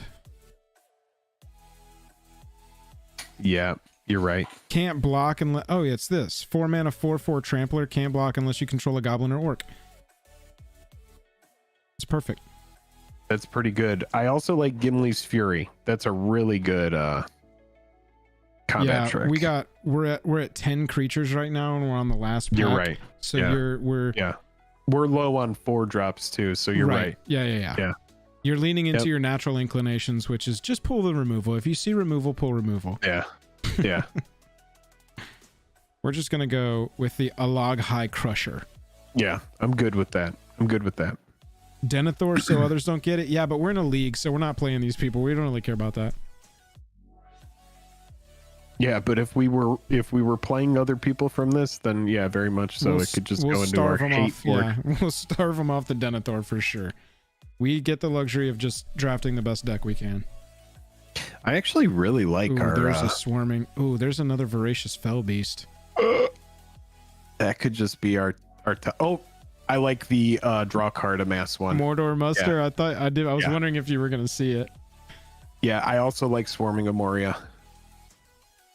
The Mordor Muster. Let's draw cards. Let's just get second one. We like Let's drawing just get cards. The second muster. We like drawing cards, dude. dude. The swamp is in our colors. Swamp is in our colors. But yeah, we're going to draw cards, and we're going to make sure that we get through the deck. Meneldo, Swift Savior. Couldn't have said it better myself. I'm wondering if we end up just cutting blue. We have nothing to do with our deck. We could splash for mouth. Yeah. We'll see. We're at 22 right now. We got 2 lands in here as well. Yeah, we'll pick the Mordor Muster. Yeah, we'll see. Yeah, I mean, it's not a bad idea. Look at this. As long as you control a goblin or orc, Snarling Warg gets +1/+0. So it's a 4/4 Menacer for 4. That is a clock. This is how we do it. Those are the synergies we're looking for. This is like cards that you like. Discard a card, draw 2, create a 1/1. Discard a card, draw 2 cards, and create a... Yeah, I mean, that's pretty good. What's the casting cost on that, 2? 3 mana. 1 red, 2 other. 3? It's just a better Tormenting Voice. It's just, it comes with a creature attached. It's not a bad card. I do like the Menacer better. Yeah, I think we're going to go Warg here just because keywords. But I would remember that card. I mean, that is something that just converts a land into a dude and 2 different cards late game. Yeah. Yeah, I would take that. Oh, it's one of those birds. There's the orc. Did you want that orc? Well, you didn't get him. It's a legendary guy. Trebuchet. Do we see a trebuchet? Oh my god, I missed the trebuchet. Bro, trebuchet. Dude, yes. Done. We're doing it. We're not even talking about it. Hey, look, there's a bird. Yeah. Target creature gains your choice of lifelink or indestructible until end of turn. Amass 1. I like the bird. Man, if there was nothing else to pick, I would be so excited to pick a card that we hadn't played. Instant speed, indestructible. Amass 1. Yeah, just cut surrounded by orcs, and then we'll just splash for the one thing. We'll get a bird. When it ETBs, target player mills 3, then amass X, where X is the number of instants and sorceries in that player's graveyard. We're playing that. I think playing it's that good, right? It is good. We're taking that bird. Oh, another bird, another goblin, another war beast. What does our 2-drop look like really quick? Let's scroll through Mortar there. muster, Morgul knife, battle scarred, improvised club. All right, well, we don't need another battle scarred demon. I would go with another bird. We're never going to hate playing the bird and amassing orc. I think that It goes wide. right. It's just good. I think bird that it the up. bird is a good one. We are that- the bird. We are the bird. We are the orc boys. We are the ones to take a bite at orcs. So let's get bird boys. Thank you. Exactly. Let's take that big thing, that 5-drop. Is it worth it? We already have that, right? We have a lot of that. We already have one of these. We might be more likely to run this. Add 1 mana of any color, activate only once each turn to filter in. No. Let me make my argument, Jacob. No. We're just going to take that bird and put it in the sideboard in case we go crazy and want blue happening. Creatures without flying can't block this turn. That could win for us. Yeah, That we've could be a passed win. like 8 of those, but I think it is a decent time to take it. It's a win condition. Yeah. Destroy. Making somebody unblockable, we could just get in on the ground with a big monster. Yeah, dude. Yeah, dude. Yeah, dude. Matthias This said I deck had actually 2 more looks good. beasts. That's what you say at the end of every draft. Here's your Gimli's Fury. I know. I'm I pulled a Gimli's Fury for us to cut in a second. Ooh, Swampy Boppy. Oh, nice. Look at that. All 3. Nice. We Hey, got all 3. Look at this. It's Achievement. It's not in the cool treatments. Oh, get him out of there. You ruined it. You've ruined it. We had a good thing going. Oh, nice. Look at that.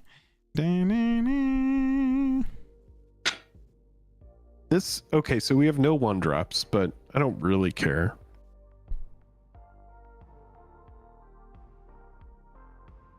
$214 people voted, and 71% of them think I look like a capybara. I don't And know Amy. how much we trust the efficacy of that poll. Yeah. I do appreciate you saying that. Yeah. I do appreciate you saying that. Yeah. Yeah. It's a good poll. What's a very derisive I can't speak tonight. We can do cats or dogs. Sure. People are not playing green. We could do cats or we could do dogs. Let's learn about our chat. Dog, cat. There's the poll. Do we like any of this stuff?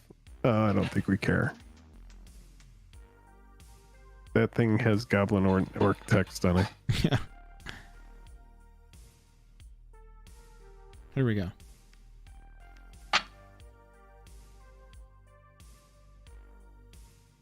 What animal does Joel look like? What animal do I look like? Do I look like an animal? I don't know. No, I don't think so. Maybe like an ant. Maybe like a. I've never thought you looked like an animal. I've never looked at you and been like, he looks like an animal. That's an animal guy. Yeah.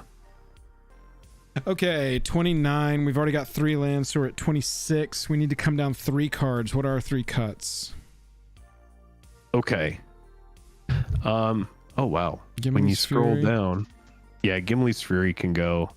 We like Improvised Club. We like our I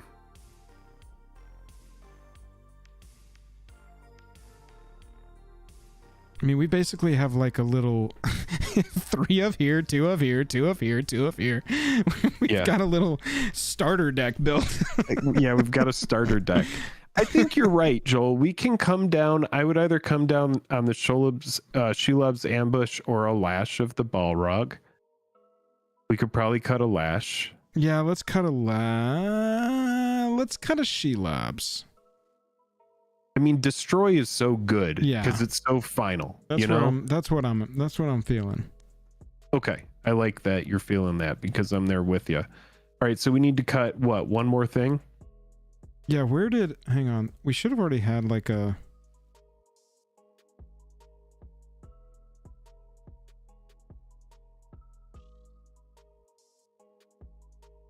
Oh, there we go. Okay.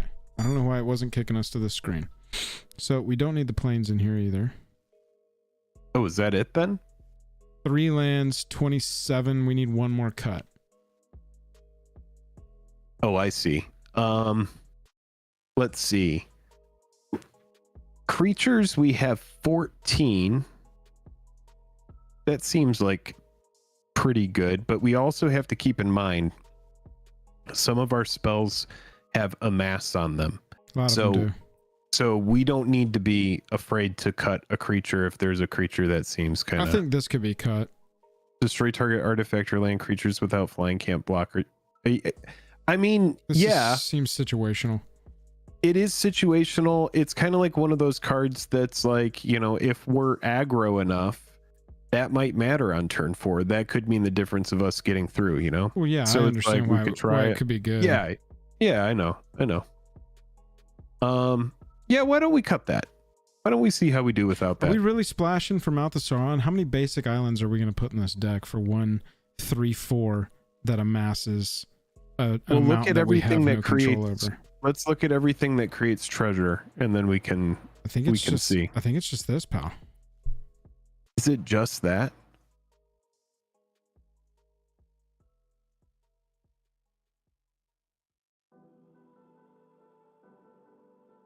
Yep. Swarming of Moria. Yeah. I would just do 3 basic islands in that, or we could just cut them completely. I think that this is a really easy cut to streamline us like crazy here. Because we have let's just do that. 2 lands, 25 cards in the deck. We go add basics.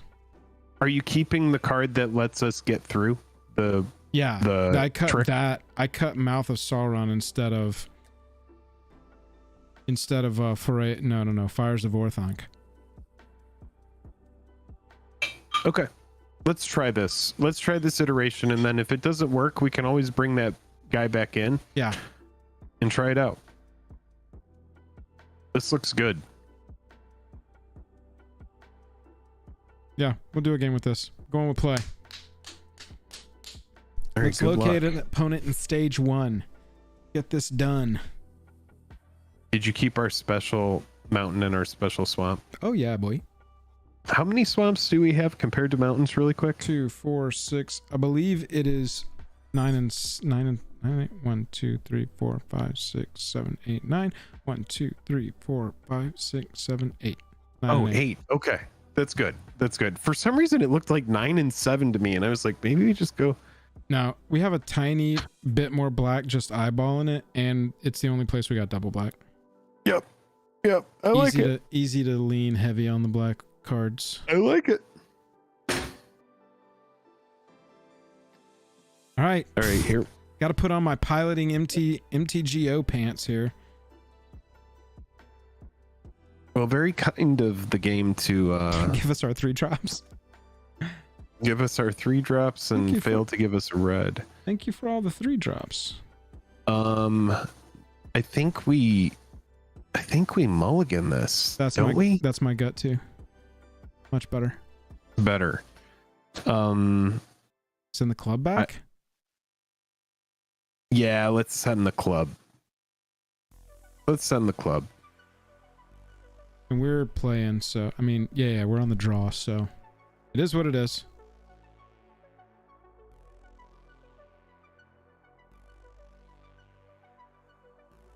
All right, so let's see if we can figure out a way to use Fear, Fire, and Foes to X to a creature kill and something 1 to each other creature. Yeah. That Windows 98 interface. Let's go, right. baby. Oh man, God, I was gonna play a Microsoft in like Windows 98 startup noise, but then I was like, I think we'll get demonetized. Come on, give us. They have no 2-drop? Draw 1, amass 1. Yes! Ask and you shall receive. Oh my god, that was super clutch. Yeah, we're doing that. Talking about, baby. God, I wish we had pulled Mordor Muster. Dude, there's nothing. Oh my god, more... we drew into Mordor Muster. Oh, what a life we're living.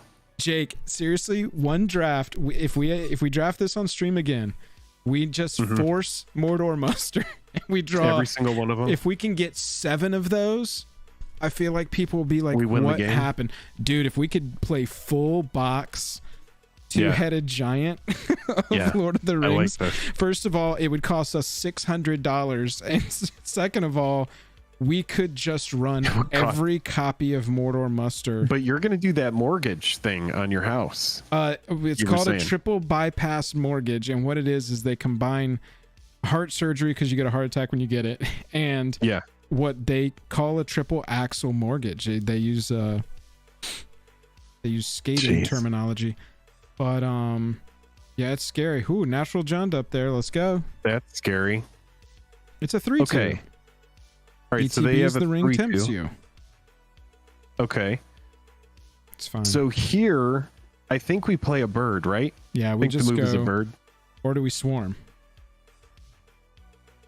Oh, I mean, well, that changes things because the thing that's going to be attacking is going to be the same size. Right. I think here, I think maybe Let's we just go develop wide our here. bird and we just go. Yeah. I agree. Let's with you. Just go wide. We could potentially create some swarm stuff. and muster next turn. Which would be good. If things get weird. I'm going to go ahead and attack and offer it. If they want to race, we're winning the race. Yeah, I mean, they're going to want to swing, right? I would assume so. That ring tempts you thing. This is and it gets rid of ring bearer. They would need tempt you again to get it back on something. That was good. Okay. So next turn, we kind of put them in a precarious situation if we play another bird. Trebuchet. Because then we have a 5/5 that they have to deal with that is just massive. Yeah, they're getting their trebuchet on. Yeah. We're not going to block the 2-1 with our bird, right? No, because now you have the fear fire foes that we can use soon to kill something and then kill the flyer as well. Well, the flyer sacks automatically. Oh, got it. What we You're could, right. it'd be great right now to swarm Moria and also play I like that. Balrog. I like that idea. If we could draw Balrog here, damn. Okay. I think we could just do Goblin and oh no, because the thing we don't want that trebuchet to be able to block. We need to. It's got a mass. We got. Oh no, yeah, you could. No, we could do Goblin and Mordor Muster.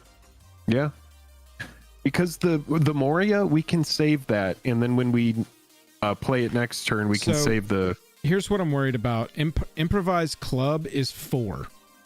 Mm-hmm. They are playing the perfect deck to have pulled an improvised club, and if we can get army up to 5, then it's out of range of club. Obviously, it can still be destroyed. Yeah. Well, but I'm thinking a second bird. I think your initial thought here of second bird 5 is good. Okay. Yeah, let's do that. It's not super mana efficient. No, but it's not. Okay. This just, I like getting it out of range of club. Because they can create that token, get in for damage, sack it to club. Yeah. It's just such a pain in the ass. Love that this doesn't have reach, by the way. I'll take that. I think we're just sending the bird, dude, as well. Oh, I don't think that other bird's a blocker. No. Let's just send everybody. We're racing another aggro deck right now is what's happening. Yeah. And this is what? Is it just best of 1? No. This will be traditional. Okay. Yeah, just take your time going through steps. Nah, I like to rush on MTGO. Then Windows 95 gets me hyped. I don't think they're going to block this. I think they're going to 11. Yeah, agree. They need that trebuchet. There you go. Okay, so next turn, we have a removal spell online that's going to be able to deal 3 to something. So that's something that we can keep in mind if they play something that gets out of hand, or if we need to clean up a ring bearer or something like that. We could also Moria and Muster in the same turn.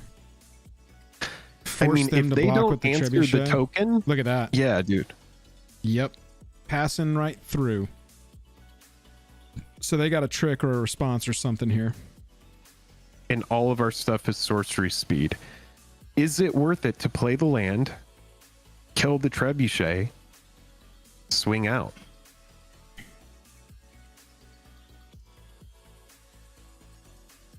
We could Probably also so, get them right? to force.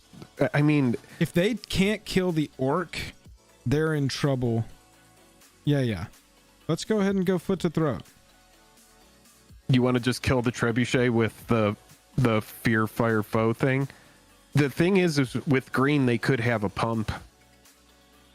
We could just mortar muster and then swarming Moria and just swing with a 8/8. Or They we could also just swing with have the death touch. I mean, we could Right. just attack.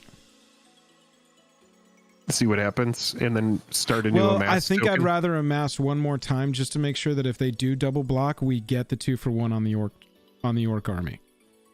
Because right Okay, now well they let's do Moria and leave a red one open, right? Or do you want to muster I think muster just because it uses Okay. less mana to achieve the same goal. and less amass? Right. Less amass. Right. Okay. If we do waste it, basically this is just +1 so I can kill both their creatures. Yeah. If they double block and do a pump spell, now at least, yeah, I don't know. We'll see. We're attacking now. Amass orcs too. When you do, okay, this is even better. All right. Yeah, I would just, I guess, swing with team, right? Yep. They have to have a trick to kill your dude. And maybe it is the death touch thing. That's fine. We'll get their creature and their removal out of their hand.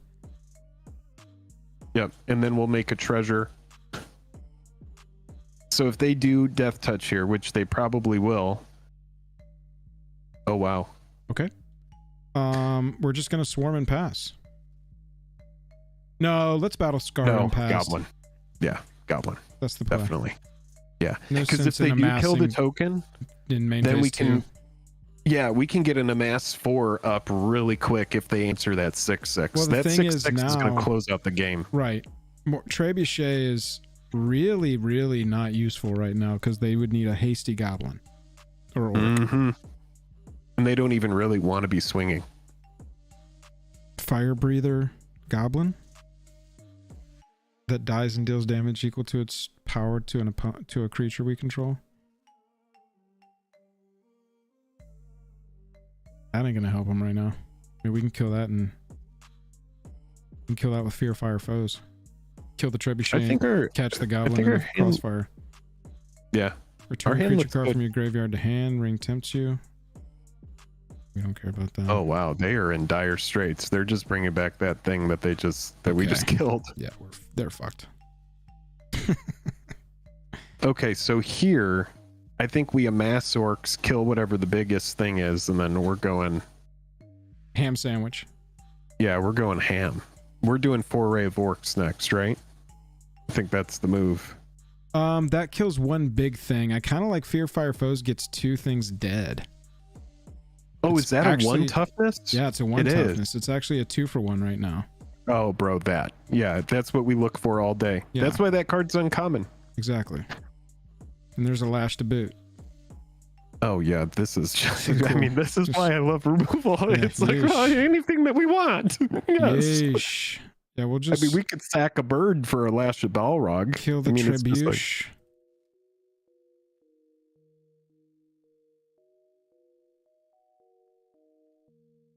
the 1 damage to each other creature. Yeah, nice little 2-for-1 here. They control, right? Not us. Each other creature on the battlefield with the same controller. Oh, God. I was just Scared trying. me. I mean, a bird is gonna die here, but I'm okay with it. So's it goes. I think we're in a good spot here. All right, while you wrap up this game, I'm going to take a quick bio. BRB. Okay. Yeah, they're blocking the 6. They're roughed. They are roughed out on this one.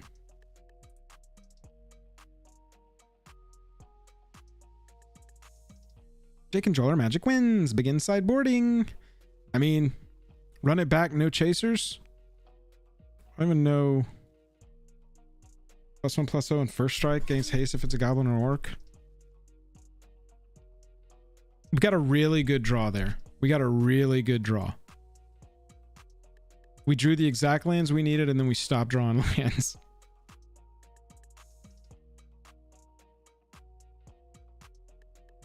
Fear Fire Foes, that played pretty well. Got to spend a lot of mana to do it, but you could potentially set up a really nasty 2 or 3 for 1 without too much trouble. Yeah, I mean, I think we just run this back. Do you think we're gonna run into enough 1/1s? I didn't really see any. Good job whipping his butt. He conceded basically when you walked away. He was like, "Oh, Jake's not at the table anymore. I'm outie." Sweet. We're being told that Black Breath here might play well. What would you cut for it? Morgul Knife Wound? If they try and swarm around us, cut a Lash, cut a Morgul Knife, run 2 Black Breath. I don't like that. No, I wouldn't run Black. 2. Yeah, I'll run I wouldn't 1. run 2. Let's cut it for a single target removal with Morgul. What do you think? Okay, that's fine. It's probably our worst targeted removal anyway. Okay. We got people saying yes. We got people saying no. We got Joel clicking submit deck. We're ready to go. I'm always of the idea that if it ain't broke, don't fix it. Yeah, we didn't really need anything there. Yeah, so. I mean, I think I was just going to run it back. But Buzz Fuzz and Matt C, the coalition there took me down. Yeah, I mean, Don't if they ask me are what running kind of aggro, coalition. then -1/-1 could be... Oof, I feel like we'd keep this so hard. Yeah, we keep it. Easy keep. Easy keep. We have a Mass Orcs getting online early. We have Trebuchet getting online early. They can't get out of the gate any faster so far, but neither can we. We'll go out of the gate at the same speed from which we left last game. We don't even have to show them that we have red yet. They know we have red from game 1. No, I mean, they could think we're off a color. Oh, I see. Well, we're getting our lands. All right, less lands. Not a land. Anything but a land. Seriously, for the love of God. Non-land, permanent. Any land. Any non-land card, please. There's a lot of them to choose from, deck. Any non-land. Give me one of them. There's They're a lot trying to choose decide from. if they need to counter, I guess. For 1 colorless and 1 black, please. There we go. There we go. Beautiful. Better. Even Much better. better. Dude, what a turn 3 that is. No, we go turn 3 Mordor because we can attack with our Orc army and start creating tokens almost immediately. Hopefully... Wait, yeah, we go on the turn 3 here. bird, right? That way we can follow up with Trebuchet and get value off the attack, right? Well, we can get potentially, if they don't put anything on the battlefield and they like tap out for some shenanigans, we could Trebuchet next turn and start swinging in. And then because it's on the attack whenever you attack. With Got it. 1 or more I see orcs. Yeah, goblins or orcs. So if does it count as an orc? Yeah, see, look at that. We can't do it now. Now we definitely have to. Now we need to do bird. We have to do bird. We don't have double red anywhere in this deck. I'm just going to stay on black right now. Yeah. Bird is the way because now we're winning the race. Hello, coming in. How you doing? How's your mama? He's like, yeah, I guess. Yeah. Yeah, I'll take it. Yeah, I'll take it. I'll take it. So now the idea is, do they just go amass back and swing? And that would be my ideal. We just are like, sure. Get in. Keep it going. Get in with your bad self. Wizard's Rockets enter the battlefield, tap X, sack it, X of any combination of colors. When it's put into a graveyard, draw a card. Okay. Sure. Take 2. Now we potentially go Trebuchet. Unless we just get one of our sick 4-drops. I'm totes down to Trebuchet here. Well, what I'd love to do is kill that thing in the kill that thing in the crib. And just completely avoid any problems. But it's all good. I think we're going to Trebuchet here. Yeah, Trebuchet swing out. Yeah. That's a pretty good crackback. I mean, that's honestly a massive crackback. Next turn we can Mordor Muster and Yeah, get our little Rockies going. they're trying to decide if they want to improvise club one of our things in response to this. That's what I'm guessing. But they're like, do I really want to sacrifice my treasure token or this other thing? I think that's, I mean, what are they thinking about? I think that it's a casual MTGO player that hasn't become a little MTGO goblin like me and knows all the little tricks and time-saving stuff. Oh, that's right. You are ahead on clock. There's nothing that makes me more moist. I know. Me either. Being ahead on MTGO clock. Yeah, dude. Yeah. That's a good world to live in. Yeah, dude. This is just, I mean, this attack right here is like pure, just this deck just going absolutely crazy. I love it. Like I said, I have not really engaged with any of the limited content creators for this set just because there's been so much for us to do and cover. Yeah. But it really seems like after 2 times of playing it that Amass is a strong archetype. It is pretty good. It is pretty resilient.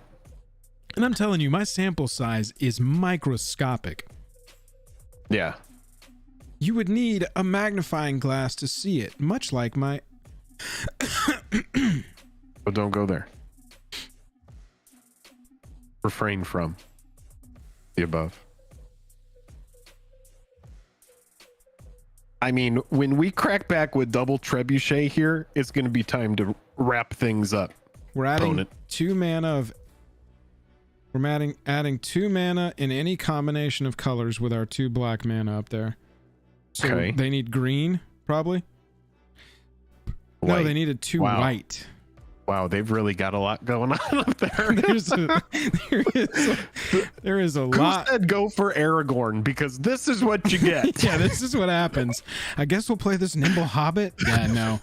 This is just an inexperienced drafter. That's all this is. Fine. It's fine. Yeah, it's fine. Oh yeah, this is gonna be like the nicest. Yeah. The call on the bad breath was a good one.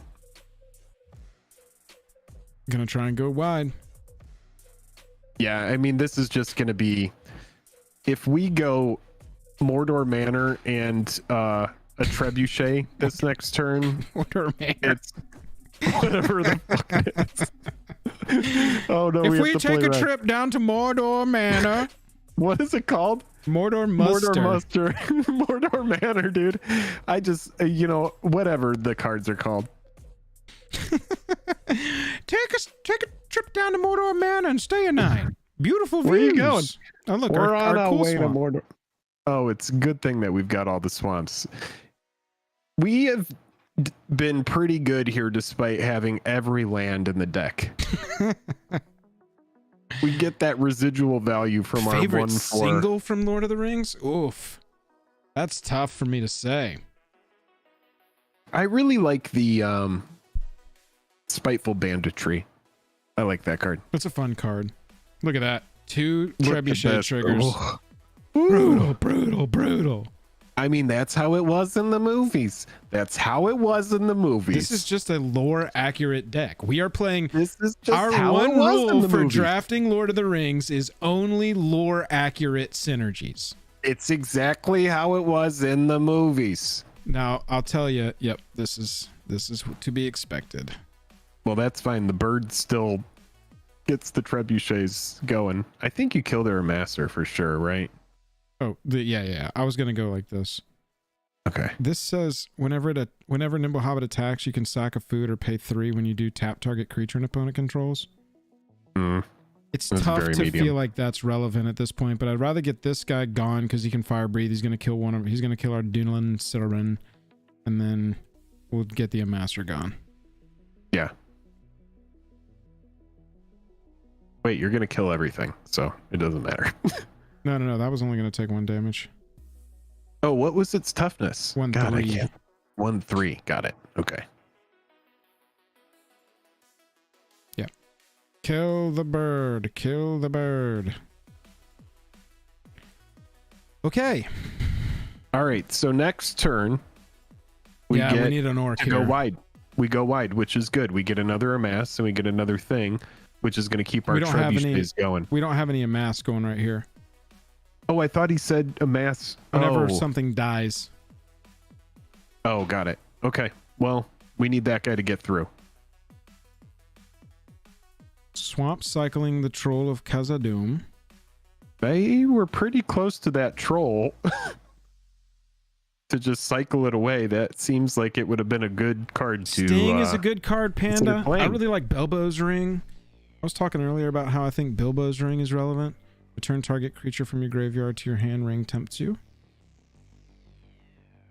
What the... Oh, they're playing it next turn. So definitely hold Lash of the Balrog, because that's going to be our get out of jail free card when they play the giant orc. So if that's going to be their turn, then we know that if they're playing giant orc, that they're going to have to take a turn off, and we're going to be able to sack a trebuchet. Actually, we won't have to. We'll just be able to pay the additional cost and kill it straight up. Yeah, we'll just cast it straight out. So if they... Unless there's a way for us to amass. If we can amass, any turn we can amass, we need to amass, because we need to get this going and finish off this game. Oh, will those not queue off of the other guy? No, this is a beast. Oh, okay. It's one of our few out of synergy cards, but it's like, it's one of those out of synergy, in synergy cards that I always hate. Because you run into times like this where it's like, well, fuck, I need the other synergy direction, not this direction. Well, okay, so this is expected. They play the big troll, but that essentially takes them a turn off. Please attack. We're going to get to swing for a 5, and then they're going to get to block it. Okay.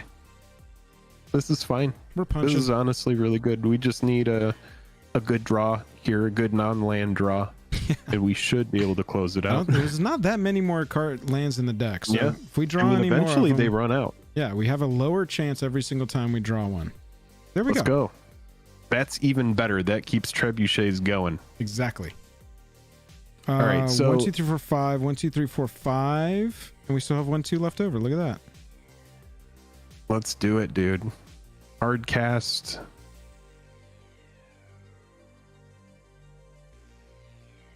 Beautiful. Sorry. We know you went through treasure. A lot. There you go. Yeah, I'm just going to do this. This would be a main phase 2 play, but I'm just doing it. 100%. F that A. And swing out. They have to block unless they want to take 5 and pretty much be dead next turn. Yeah, I mean, they're dead next turn if they take this here. Yeah. Okay. Well, okie dokie. I guess they can maybe they can kill the goblin. Maybe they can. Maybe they can kill everybody. They got 4 lands. Let's see what they do. Green. Finally got that green. There's a green mana. Lembas. Okay, so they can oh, that doesn't create food though. Oh, they do gain life. Okay, so it is like it. But I mean, this attack is about to be 2, 4, 6. Oh, this is a big attack. Bless you. This is a big attack. I got 3 cards in hand. I don't know what the tricks are at this point. And the beauty is if they block the goblin with the 1/3, it kills it. I mean, those things have made their flying boulders. So. Oh yeah, trebuchets have gotten us in for 6 at this point. This deck is actually really fun. I'm gonna remember and look back on the amass mechanic in this set. This has been a good time. Did we beat somebody who's probably new to this? Yeah, but that's okay. Let's see what they come up with here. Do you think any NDA we were under, Jake, is over now that the set has been released? I don't know. We 2-0'd that game. One game was 6 minutes. One game was 9 minutes. We could go at 15 minutes, Jake. We can go across the street and get a beer. 45 minutes left in the round. Yeah. Probably have some French fries too. That was a pretty good one, man. That deck seems like it's very tuned. Like you were saying in the beginning when we were looking at it all laid out. It was like, oh, we've got 3 of this. We've got 2 of this. That's my favorite way to limited, man. That's my favorite way to limited. Pull multiples of commons that are good. What we're going for. Yeah, dude. And get the consistency going. Yeah. No, that was a good time. Yeah, that was a fun way to wrap it up. If I answered your question, that would break the entire purpose. Thanks everybody for hanging out tonight. That's going to be it for the stream this evening. Hope everybody had a wonderful time. We'll see you back here next Monday if you want to hang with us. And then there were a couple people that sent Discord messages. I'll make sure to follow up with you guys, or I don't know if you sent them to me or Joel, but I'll make sure to take a look at those. And yeah, everybody, thank you for hanging out. It was fun. We talked about a lot of stuff. That's a link to the gaming channel. If you want to see me and Jake play some Fortnite, I've been playing some single player games over there. That one's me. I'm gonna get some two-player action going here pretty soon. Yep. But check there if I go live over the next couple of days. Chat, it's been wonderful. Have a wonderful night. Good night, everybody. See you later. Happy we got the dubs right at the end. That always feels good. Good draft. Yep. Thanks, friendo. Love you, mean it. Bye.